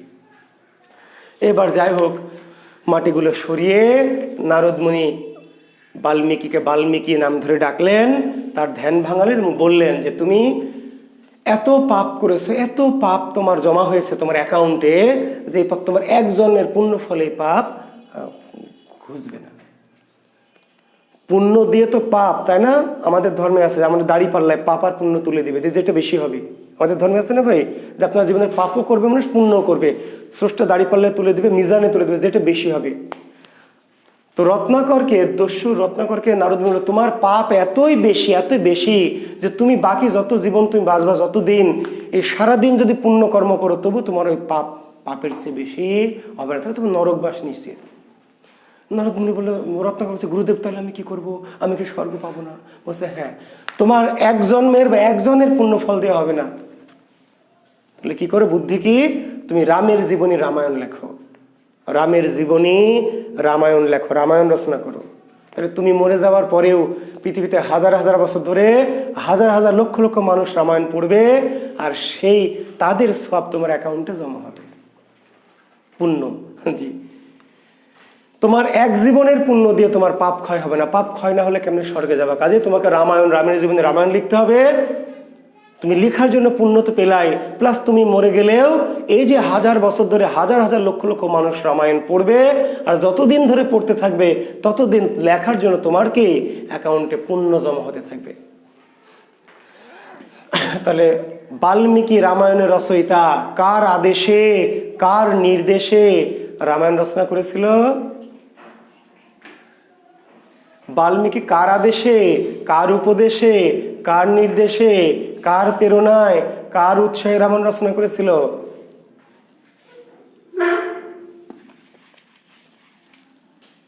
নারদ মুনি। ঠিক আছে,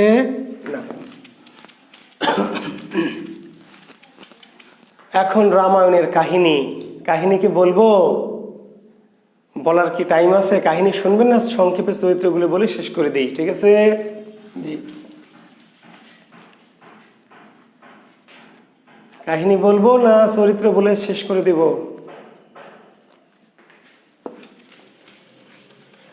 কইতামনি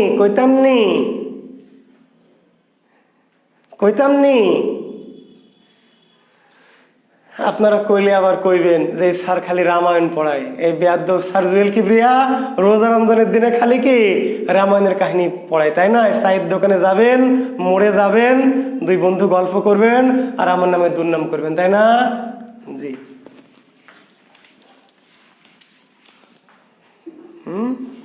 আচ্ছা ঠিক আছে, সংক্ষেপে বলি তাহলে। রামায়ণ কাহিনী বিশাল করে বলার সুযোগ নেই, যে সংক্ষেপে একটু বলি।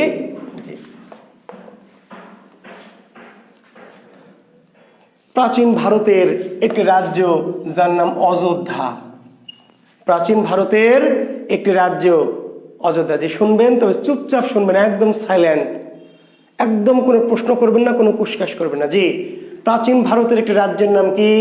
অযোধ্যা। এই অযোধ্যা রাজ্যের রাজার নাম কি? রাজা দশরথ। দশরথ রাজার মাত্র 3টা স্ত্রী। একজনের নাম হলো কৌশল্যা, একজনের নাম হলো কৈকেয়ী, একজনের নাম হলো সুমিত্রা। অযোধ্যা রাজ্যের রাজার মাত্র 3টা স্ত্রী, মাত্র, আমি সংক্ষেপে বলবো, জি সংক্ষেপে বলবো, 3টা স্ত্রী, কৌশল্যা, কৈকেয়ী আর সুমিত্রা। মাত্র 3টা বলছে এই জন্য যে আসলে রাজা বাদশাহ হতে হলে কমপক্ষে 100, 200, 300 বউ থাকতে হবে। রাজা রত্নসেন ছোট একটা রাজ্যের রাজা চিতোর, তার 1600 বউ ছিল মাত্র। পদ্মাবতী কাব্যে পড়েছেন না? চিতোর একটা ছোট রাজ্য, ছোট একটা রাজ্য ভারতের, সেই রাজ্যের রাজা রত্নসেন, তার রানীর সংখ্যা কত? মাত্র 1600। আরো 1600 প্লাস, 1600 প্লাস আরো প্লাস পদ্মাবতীর নাগমতী, 1602 জন। তাহলে ভাবেন যে একটা ছোট্ট চিত্ত রাজ্যের রাজা যদি এই অবস্থা হয়, দিল্লির বাদশাহ আলাউদ্দিন খিলজির কত রানী। তো যত বেশি রানী থাকবে সে রাজা তত বেশি সম্ভ্রান্ত, তত বেশি বীর্যবান, তত বেশি গৌরবদীপ্ত। জি, যেহেতু দশরথ ছিলেন একটু ধার্মিক রাজা, একটু দুর্বল রাজা, একটু ন্যায়পরায়ণ রাজা, একটু ভালো মানুষ রাজা, ফলে তার স্ত্রীর সংখ্যা মাত্র 3টা, কৌশল্যা, কৈকেয়ী আর সুমিত্রা। কৌশল্যা বড় রানী পুত্র রাম, কৈকেয়ীর পুত্র মেজরানী পুত্র ভরত, সুমিত্রার পুত্র লক্ষণ এবং শত্রুঘ্ন। জি, কৌশল্যার পুত্র রাম, কৈকেয়ীর পুত্র ভরত, সুমিত্রার পুত্র লক্ষণ এবং কে? শত্রুঘ্ন। যে আনামুল হক, আপনার দাদা নিশ্চয় সম্ভ্রান্ত কেউ ছিলেন। জি, আপনার দাদা 3-4টা বউ ছিল, মানে আপনার দাদা খুবই কি সম্ভ্রান্ত ছিলেন। জি, তো আমি আবার বলছি কাহিনী খুবই সংক্ষিপ্ত করব। তো দশরথ রাজা বয়স হয়েছে, তিনি বানপ্রস্থে যাবেন। তো বড় রাজার বড় রানীর বড় পুত্রকে বলে যুবরাজ, রাম হচ্ছে যুবরাজ, তো যুবরাজ রাজা হবে। দশরথের যে বয়স হয়েছে তিনি বানপ্রস্থ ধর্মীয় জীবনযাপনে যাবেন, রাজ্য ত্যাগ করবেন। তাহলে বা রাজা কাকে বানাবেন? যুবরাজ। যুবরাজকে বড় রানীর বড় পুত্র হচ্ছে যুবরাজ। রাম রাজা হবে, রাজ্যাভিষেক রেডি, রাজ্যাভিষেক। বাহুবলী তো দেখেছেন, রাজ্যাভিষেক যে রেডি। তো রাজ্যাভিষেক রেডি।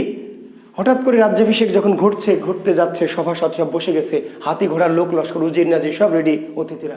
হঠাৎ করে কৈকেয়ী, মেজরানী কৈকেয়ী দাঁড়িয়ে বললো যে মহারাজ, আমার একটি কথা আছে। দশরথ বলছে কি কথা রানী, বলো। তো মহারাজ, আপনি আমাকে অনেকদিন আগে 2টো বর দিতে এসেছিলেন। বর মানে উপঢৌকন, আশীর্বাদ। তা আপনি তো আজকে থেকে রাজা থাকবেন না, তো রাজায় যখন থাকবেন না, তাহলে আমার উপঢৌকন কেমনে দিবেন? আমার সেই বর 2টো আমাকে আজকে দিতে হবে। বুঝছেন কথা? আপনি তো রাজায় থাকবেন না, আপনি তো সন্ন্যাসী হয়ে জীবনযাপন করবেন, তা আপনি আমাকে বর দিবেন কি করে? আমাকে সেই 2টো বর আজকে দিয়ে তারপরে আপনাকে রাজত্ব ত্যাগ করতে হবে। দশরথ দেখলো তাই তো, আমি তো আজকে রাজা থাকবো না, রানীকে 2টো বর দিতে চেয়েছিলাম, তো রাজা না থাকলে মনের আশা পূরণ করব কি করে? বুঝতে পারলেন? বলছে বলো রানী কি চাও? প্রথম বর হচ্ছে ভরতকে রাজা করতে হবে, ভরতকে রাজা করতে হবে, ভরতকে রাজা করতে হবে। জি। আর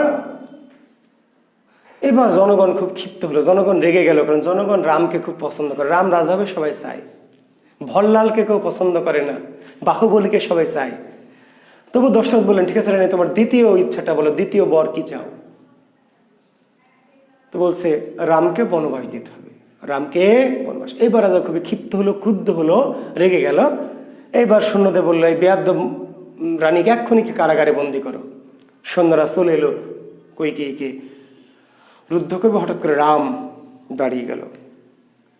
রাম বলল দশরথকে যে মহারাজ, আপনি কি রানীকে আদেশ দিয়েছিলেন, বলেছিলেন যে আপনি দুটো বর দিবেন, দুটো বর যে দিবেন এটা কি বলেছিলেন, কথা দিয়েছিলেন? দশরথ বলল, হ্যাঁ কথা দিয়েছিলাম, কিন্তু এই বেয়াদব যে এরকম জিনিস চাইবে তা তো আমি বুঝি নাই। রাম বলছিলেন আপনি কি চাইবে এটা তো কথা না, আপনি বলেছিলেন কিনা যে আপনি দুটো বর দিবেন, কাজে আপনাকে কি করতে হবে, দিতে হবে। জি, আপনাকে দিতে। আপনি রাজা হয়ে কথা রাখবেন না, আর আপনি তো যেন তেন রাজা না, ধর্মরাজ্য অযোধ্যার রাজা, রামের পিতা, আপনার কথাই বেদ বাক্য। কাজে আপনি কথা দিয়ে কথা রাখবেন না। রাজা যদি কথা দিয়ে কথা না রাখে, তাহলে রাজ্যের জনগণ রাজার প্রতি আস্থা রাখবে না, সেই রাজ্যের রাজা আমি হতে চাই না। এইবার রাম নিজেই কি করলো, ভরতের মাথায় সেই শিরস্ত্রাণ পরিয়ে দিল, তাকে রাজা হিসাবে কি বরণ করল, আর নিজে বনবাস। তো রাম বনবাস যাবে। রামের স্ত্রী সীতা, সীতা বলছে যোগ স্বামী, আমি তো তোমাকে ছেড়ে থাকতে পারবো না, আমিও তোমার সাথে বনবাসে যাব। আমার স্বামী বনবাসে যাবে আর আমি রাজপাশে থাকবো, এটা কি হতে পারে? এখনকার যুগের মেয়ের হলে কি বলতো জানেন, ওগো স্বামী তুমি বনবাসে যাও, তোমাকে আমি খুব মিস করব, মাঝে মাঝে মিস কল দিব, খুবই আমার কষ্ট হবে, কিন্তু কি আর করা, যাও তুমি। সীতা বলল যে স্বামী তুমি যেখানে থাকবা সেটাই তোমার রাজপ্রাসাদ, তুমি যেখানে থাকবা সেটাই তোমার রাজপ্রাসাদ। লক্ষণ, রাম আর সীতা যাবে দেখে লক্ষণ বলছে যে না আমিও যাব, কিছুটা অভিমানে কিছুটা ভালোবাসায়। রাম আর সীতাকে প্রচণ্ড ভালোবাসত লক্ষণ, খুবই ভালোবাসত, আর কিছুটা অভিমান, রাম রাজা নয় ভরত রাজা হচ্ছে, কিছুটা অভিমানে আর কিছুটা ভাই ভাইয়ের ভালোবাসায়। তাহলে বনবাস হলো শুধু রামের, কিন্তু বনবাসে গেল কে কে, রাম লক্ষণ এবং সীতা। রাম লক্ষণ সীতা। কোথায় বনবাস হলো? ভারতের শেষ প্রান্ত, ভারত দেখবেন ইন্টারন্যাশনাল ম্যাপ দেখবেন মানচিত্র, ভারতের একদম নিচে একটা একটু চোকার মতো আছে, এটা পঞ্চবটি বন, পঞ্চবটি বন। ভারতকে কোথায়, রামকে কোথায় বনবাস দেওয়া হয়েছিল? রামকে কোথায় বনবাস দেওয়া হয়েছিল? পঞ্চবটি বনে, পঞ্চবটি বন। এর নিচে ভারত মহাসাগর। তাহলে ভারত মহাসাগরের তীরে বিশাল যে জঙ্গল আকীর্ণ অঞ্চল, সে পঞ্চবটি বনে বনবাস দেওয়া হয়েছিল। বনবাস হলো রাম লক্ষণ সীতা, এই বনের ফলমূল পশু পাখি সংগ্রহ করে, লতা পাতা সংগ্রহ করে খায় থাকে। ভারত বিশাল, ভারত মহাসাগর, এর ভিতরে ছোট্ট একটা দ্বীপ, ছোট্ট একটা দ্বীপ ভারত মহাসাগরের মধ্যে, এর নাম কি? হ্যাঁ, এখন বলছেন শ্রীলঙ্কা, এটার নাম আসলে শ্রীলঙ্কার, এর নাম কি ছিল? শ্রীলঙ্কার পূর্ব নাম কি? সিংহল, সিংহল, সিংহল না? জি, সিংহলও না, আসলে এটা রামায়ণের সময় নাম ছিল রক্ষপুরী। বর্তমান যেটা শ্রীলঙ্কা সেটার পূর্ব নাম ছিল সিংহল। আপনারা জানেন সিংহলেরও পূর্বের নাম ছিল কি? রক্ষপুরী, রক্ষপুরী, রাক্ষসদের নগর। রক্ষপুরী হচ্ছে রাক্ষসদের নগর। ভারতের মানুষ মনে করত বিশাল মহাসাগরের ভিতরে ছোট্ট একটি স্থলভাগ, সেখানে যারা বাস করে তারা কি মানুষ? ভারতের মানুষ মনে করতো যে বিশাল যে ভারত মহাসাগর, তার ভিতরে ছোট্ট একটা দ্বীপ, এর মধ্যে কারা বাস করে, কারা থাকে? মানুষ না, কারা ওরা? ওই বেটারা রাক্ষস, খক্ষস, দৈত্য দানব। ওই রক্ষপুরীর রাজাকে রাবণ, রক্ষপুরীর রাজা রাবণ, রাক্ষসরাজ রাবণ, রাবণেরা তিন ভাই, মানে রাবণ ব্যতীত আরো দুই ভাই, একজনের নাম হচ্ছে বিভীষণ, আর একজনের নাম হচ্ছে কুম্ভকর্ণ। তাহলে রাবণ হচ্ছে বড়, কুম্ভকর্ণ মেজ, বিভীষণ হচ্ছে ছোট ভাই।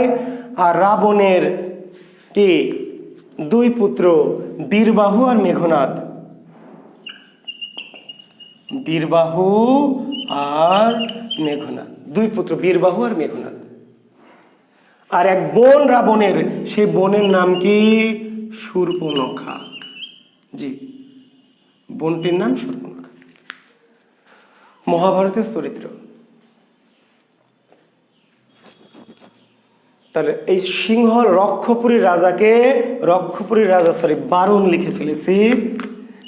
রক্ষপুরীর রাজাকে রাবণ, রাক্ষসরাজ রাবণ, রাবণের বড় রাবণ, তার মেজ ভাই কুম্ভকর্ণ, ছোট বিভীষণ, তার দুই পুত্র বীরবাহু এবং মেঘনাদ, দুই পুত্র রাবণের, আর রাবণের এক বোন শূর্পণখা। এই অবিবাহিত রাজকন্যা শূর্পণখা, রাজকন্যা, রাজার বোন রাজকন্যা, সেই বিশাল ভারত মহাসাগর পাড়ি দিয়ে মাঝে মাঝে পঞ্চবটী বনে বেড়াতে যায়, ঘুরতে যায়। আপনারা যেমন কি করেন, বলধা গার্ডেনে বেড়াতে যান, ভদ্রা গার্ডেনে বেড়াতে যান, পদ্মা গার্ডেনে বেড়াতে যান, আছে না? বিভিন্ন গার্ডেন বেড়াতে যান তো ভাই। বলধা গার্ডেনে যান না? ঢাকার যারা বলধা গার্ডেনে যান, আমাদের রাজশাহীর যারা, তারা কোথায় যায়? ভদ্রা গার্ডেন, নাহলে পদ্মা গার্ডেন। জি। তো এই শূর্পণখা কি করতো?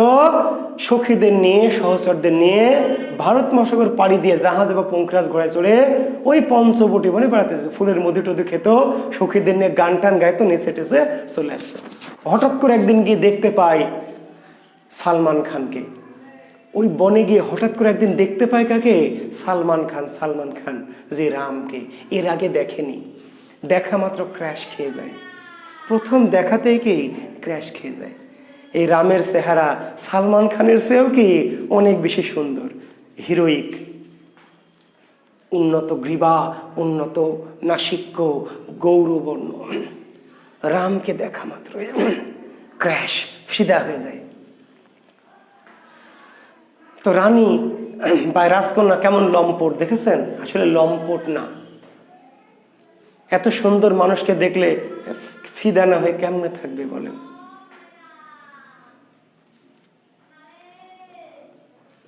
বুঝেন নাই? সিংহলের যে পুরুষ, কেন প্রথম দেখেই ক্রাশ খেয়ে গেল এই মেয়ে শূর্পণখা? কারণ সিংহলের রক্ষপুরী যারা ছেলে পুরুষ, তাদের শারীরিক বৈশিষ্ট্য তাদের চেহারাকার মতো, মালিঙ্গার মতো। মালিঙ্গার কথা মনে আছে? মালিঙ্গা, মেন্ডিস, মুরালীধরন, মনে আছে না? মুত্তিয়া মুরালীধরন এরকম করে বল করে। খাটো, বান্টু, নিগ্রবটু।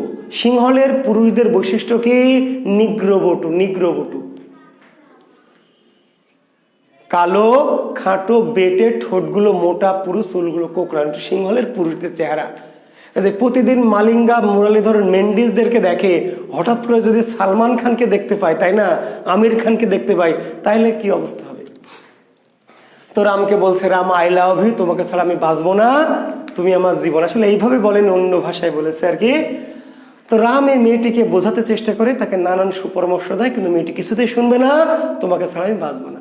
পরে রাম বাধ্য হয়ে বলে যে, দেখুন আমার তো স্ত্রী আছে, আমার স্ত্রী আছে সীতা, স্ত্রী না থাকলে একটা ঝুঁকি নেওয়া যায়, তো স্ত্রী যেহেতু সাথে আছে, এত বড় ঝুঁকি নেওয়া যাবে না। তাহলে কি করতে হবে? আমার ভাই আছে লক্ষণ, ওকে একটু দেখেন, আমার মনে হয় আপনার পছন্দ হবে। আচ্ছা তাই তো, তোমার যেহেতু স্ত্রী আছে সীতা, তাহলে তো এটা ঝুঁকিপূর্ণ, তো দেখি লক্ষণকে দেখি। এইবার লক্ষণকে যখন দেখলো, লক্ষণকে দেখে পছন্দ হলো, বলবে চলবে। লক্ষণ রামের মতো অত সুন্দর না, কিন্তু বলছে হ্যাঁ না চলবে, এটাও চলবে। যেহেতু সরাসরি বউ আছে একজনের সাথে, তো বেশি ঝুঁকি। লক্ষণেরও বউ আছে, কিন্তু বনে নাই, কোথায় আছে?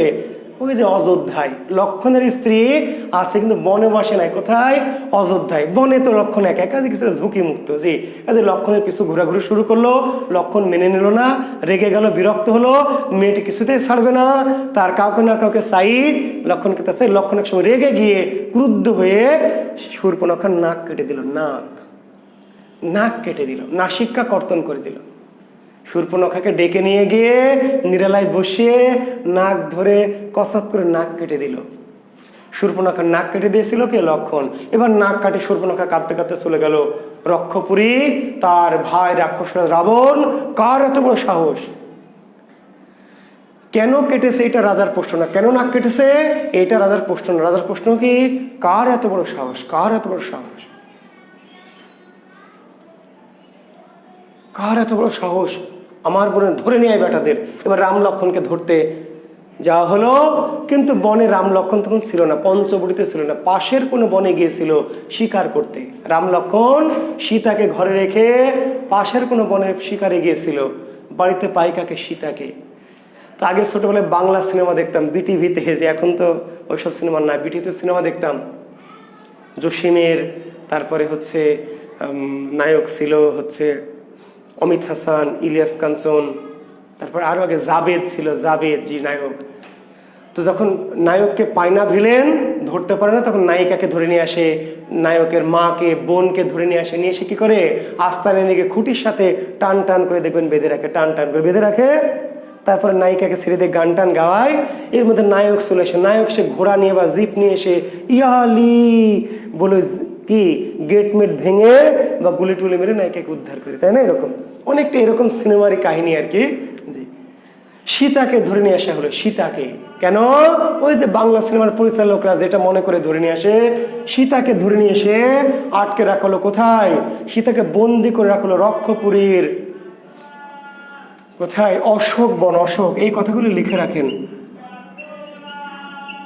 সীতাকে কোথায় বন্দি করা হয়েছিল? সিংহলের অশোক বনে, সিংহলের অশোক বনে সীতাকে বন্দি করে রাখা হলো। তো সীতাকে বন্দি করে রাখা হলো কেন? যে সীতাকে বন্দি করে রাখলে রাম লক্ষণ আসবে, তখন রাম লক্ষণকে শাস্তি দিয়ে কি সীতাকে ছেড়ে দেওয়া হবে। এই হলো প্রেক্ষাপট। এরপর রাম লক্ষণ এলো, এসে সীতাকে পেল না। সীতাকে যখন ধরে নিয়ে আসে, তখন তার বিভিন্ন গহনা, হাতের কঙ্কন, গলার মালা, কানের, এগুলো ফেলতে ফেলতে এসেছিল যেন পথ চিনতে পারে। তো সেই সীতার ফেলে যাওয়া অলংকারের চিহ্ন ধরে ধরে রাম লক্ষণ এলো লঙ্কায়। কিন্তু একা এলো না, একা না, কি এলো? লক্ষাধিক বানরের বাহিনী। ওই যে পঞ্চবটি বনে বানর আর হনুমানের বিশাল বাহিনী ছিল, যারা আবার রামের ভক্ত। রাম তাদের মধ্যে থেকে বাছাই করে লক্ষাধিক বানরের একটা বাহিনী তৈরি করলো, বাহিনী তৈরি করলো, যাদের সেনাপতি হলো সুগ্রীব। রামের বাহিনীর সেনাপতির নাম কি? সুগ্রীব। সুগ্রীব নামক একজন হনুমান, আর মন্ত্রী হলো নল। নল। রাম হলো রাজা, লক্ষণ তার ভাই, আর বিশাল যে বানর বাহিনী তৈরি হলো, লক্ষাধিক বানরের বাহিনী। লঙ্কা কোন জায়গা? নাজমুন্নাহার ডালিয়া। এই যে দেখ, এই ছাগল দেখ, ছাগল বকা না খেয়ে থামবে না ছাগলগুলা। লঙ্কা কোন জায়গা রে ছাগল? মানচিত্রে দেখ লঙ্কা কোন জায়গা। গাধি। আচ্ছা, তাহলে সুগ্রীব হচ্ছে সেনাপতি, লক্ষাধিক বানরের সেনাপতিকে সুগ্রীব, হনুমান সুগ্রীব, আর বানর নল হলো পরামর্শদাতা বা মন্ত্রী। এইবার রাম লক্ষণ সিংহদ্বীপ আক্রমণ করলো, সিংহল আক্রমণ করলো। তো সে আক্রমণের কাহিনীর পরে কি হলো সেটা আমি মেঘনাদ বধ কাব্যে গিয়ে জানাবো, রামায়ণে জানাবো না। মেঘনাদ বধ কাব্য যখন পড়বো তখন জানাবো ডিটেলসটা। মেঘনাদ বধ কাব্যে লাগবে আমাদের। যাই হোক, রাম লক্ষণ আক্রমণ করলো, করে রাবণকে পরাজিত করলো, তার পুত্র বীরবাহুকে মেরে ফেললো, ঠিক আছে।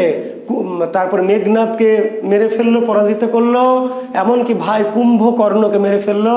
আর বিভীষণ ছিল কে? রাজাকার। রাজাকার বিভীষণ, যে রাবণের ভাই হয়ে মেঘনাদ এবং বীরবাহু চাচা হয়ে তাদের পক্ষ না নিয়ে, লঙ্কার পক্ষ না নিয়ে কার পক্ষ অবলম্বন করেছিল? রাম লক্ষণের।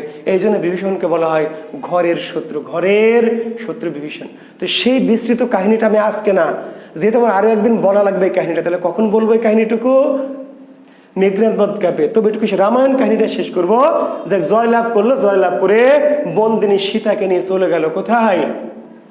রাবণকে পরাজিত করে, লঙ্কাকে পরাজিত করে, সীতাকে উদ্ধার করে নিয়ে গেল, উদ্ধার করলো। যুদ্ধ শেষ হলো, ঠিক আছে। কিন্তু ততদিনে 24 বছর অতিবাহিত হয়ে গেছে। কত বছর? সরি, 24 বছর না, 14 বছর।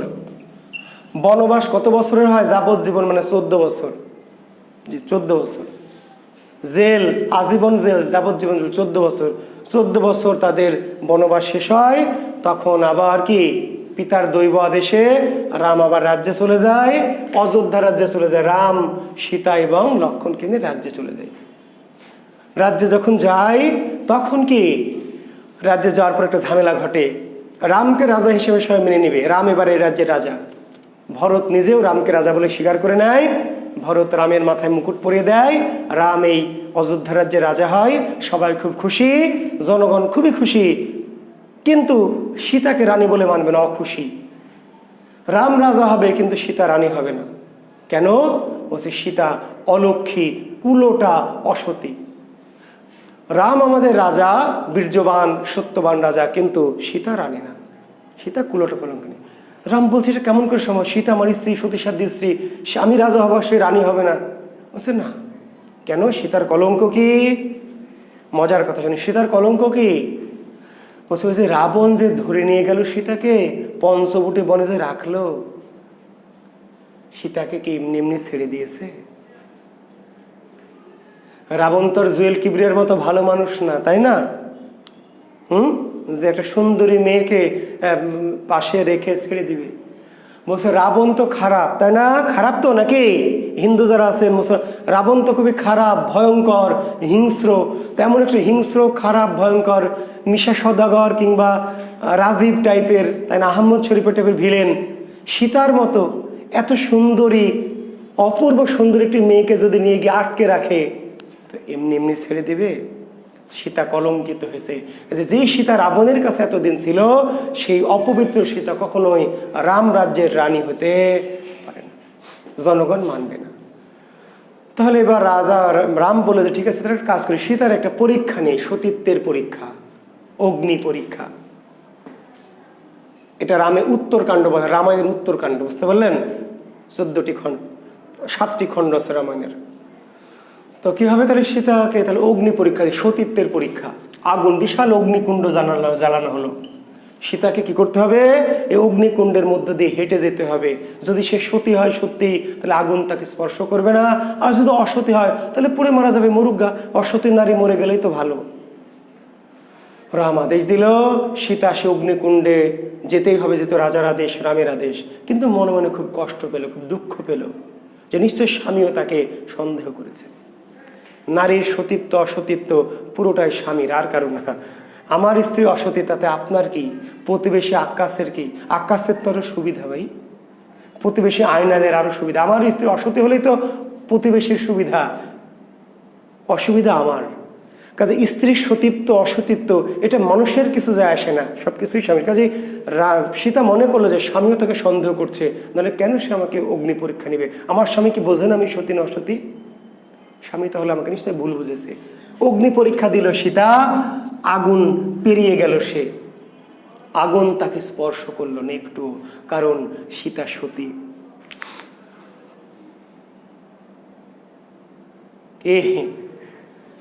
কিন্তু মাইকেল মধুসূদন দত্তের মেঘনাদ বধ কাব্যে মাইকেল মধুসূদন দত্ত বলেছে আসলে সীতা সতী না। ভালো করে শুনবেন, মাইকেল মধুসূদন দত্ত তার মেঘনাদ বধ কাব্যে বলতে চেয়েছে, তার জীবন দর্শনে, সীতা সতী না, সতী হচ্ছে রাবণ। সতীকে রাবণ, রাবণ। সীতার সতীত্ব অসতীত্ব তো সীতার উপর নির্ভর করতো না। রাবণ যদি তাকে জোরপূর্বক হরণ করতো, ধর্ষণ করতো, সীতা কেমন করে সতীত্ব বাঁচাতো? তাহলে রাবণ কি খারাপ, ভয়ঙ্কর, না ভালো মানুষ? মাইকেল মধুসূদন দত্ত এইখানেই রামায়ণের বিরোধী। মাইকেল মধুসূদন দত্ত রামায়ণের বিরোধী কেন?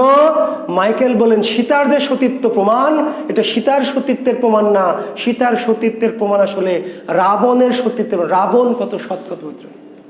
জুয়েল কিবরিয়া এত ভালো মানুষ, এত সৎ পুণ্যবান মানুষ, এত ভালো সচ্ছল ভদ্র, তাও তো কোনো মেয়ে যদি বাসে ট্রেনে উঠে একটু সাইডে দাঁড়ায়, তাও তো একটু মাঝে মাঝে একটু ঝাঁকি দিয়ে একটু ধাক্কা মাক্কা মারার মনোবাসনা জাগে। কোনো সুন্দরী মেয়েকে যদি একা পাই, তো বলা যাবে না জুয়েলত্ব থাকবে কিনা, না থাকার সম্ভাবনাই বেশি বেশি। আবার বলছি, কোন একটি সুন্দরী মেয়েকে নির্জনে একাকী কক্ষে প্রকোষ্ঠে পেলে জুয়েলত্ব খসে যাওয়ার সম্ভাবনাই বেশি। কিন্তু রাবণের রাবণত্ব খসেনি। তাহলে রাবণ কি? রাবণ যে খারাপ, ভয়ঙ্কর, পিশাচ, নিষ্ঠুর, এই কথা সত্য না মিথ্যা? মাইকেল বলেন একদম মিথ্যা কথা। সীতার সতীত্বের প্রমাণে প্রমাণিত হয়েছে সীতার সতীত্ব না, কার? রাবণের সতীত্ব। রাবণ কত ভালো মানুষ, কত নিষ্পাপ মানুষ, যে সীতার মতো এত সুন্দরী মেয়েকে সে ধরে নিয়ে গিয়ে আটকে রেখেও কি সীতার সতীত্ব ঠিক আছে। জি, তো সে আলোচনা আসবো মেঘনাদ বধ কাব্যে যখন যাব। যখন সীতা পার হয়ে গেল আগুন পেরিয়ে গিয়ে তার মনে খুব দুঃখ পেল, স্বামী তার প্রতি সন্দেহ করেছে।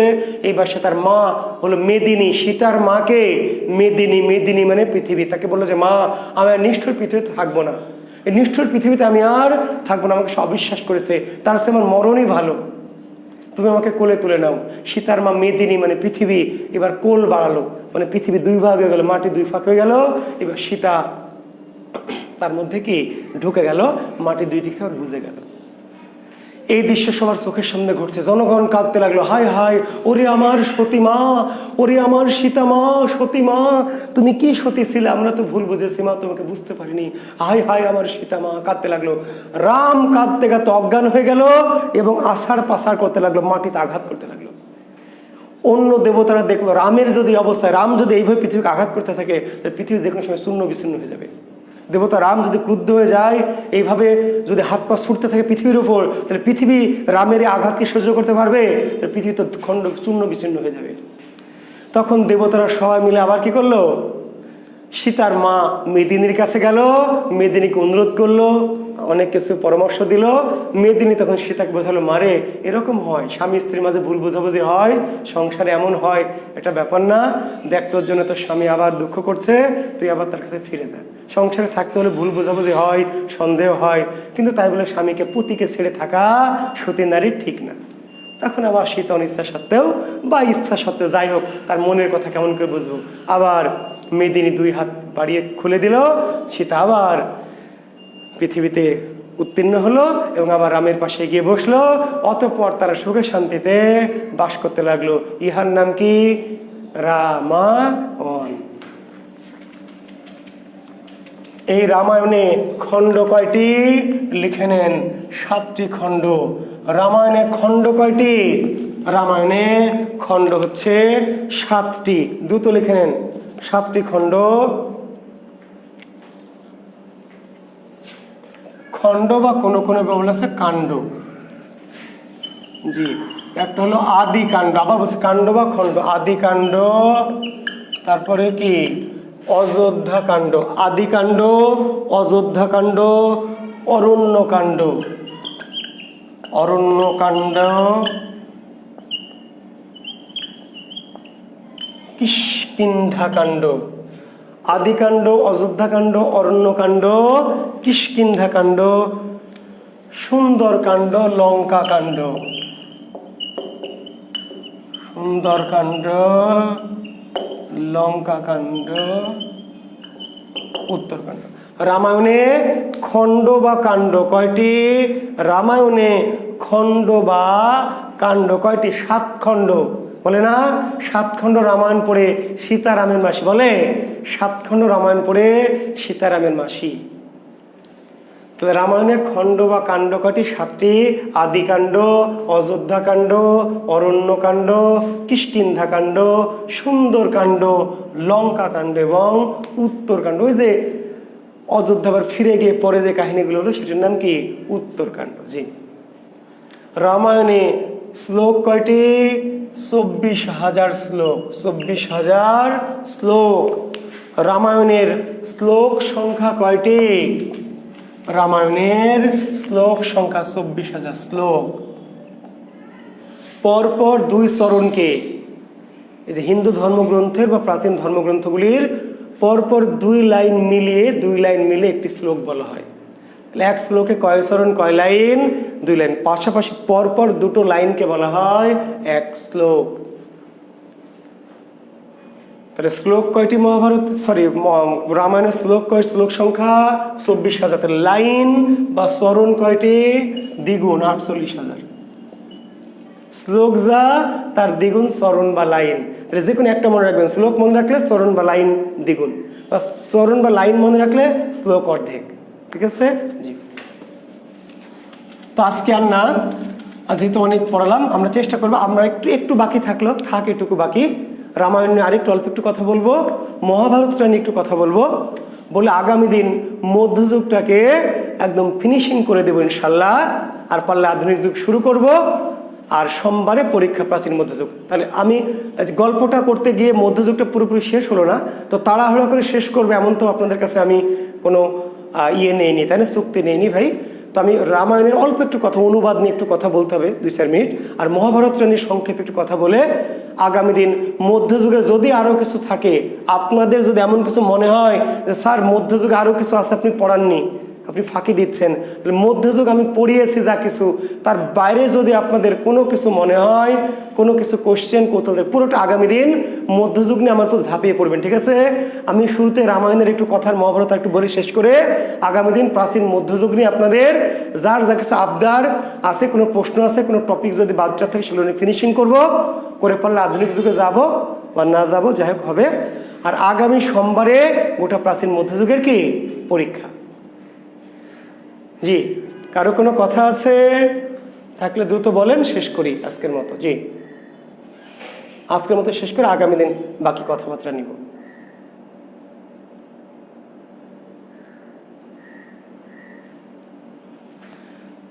তো ঠিক আছে,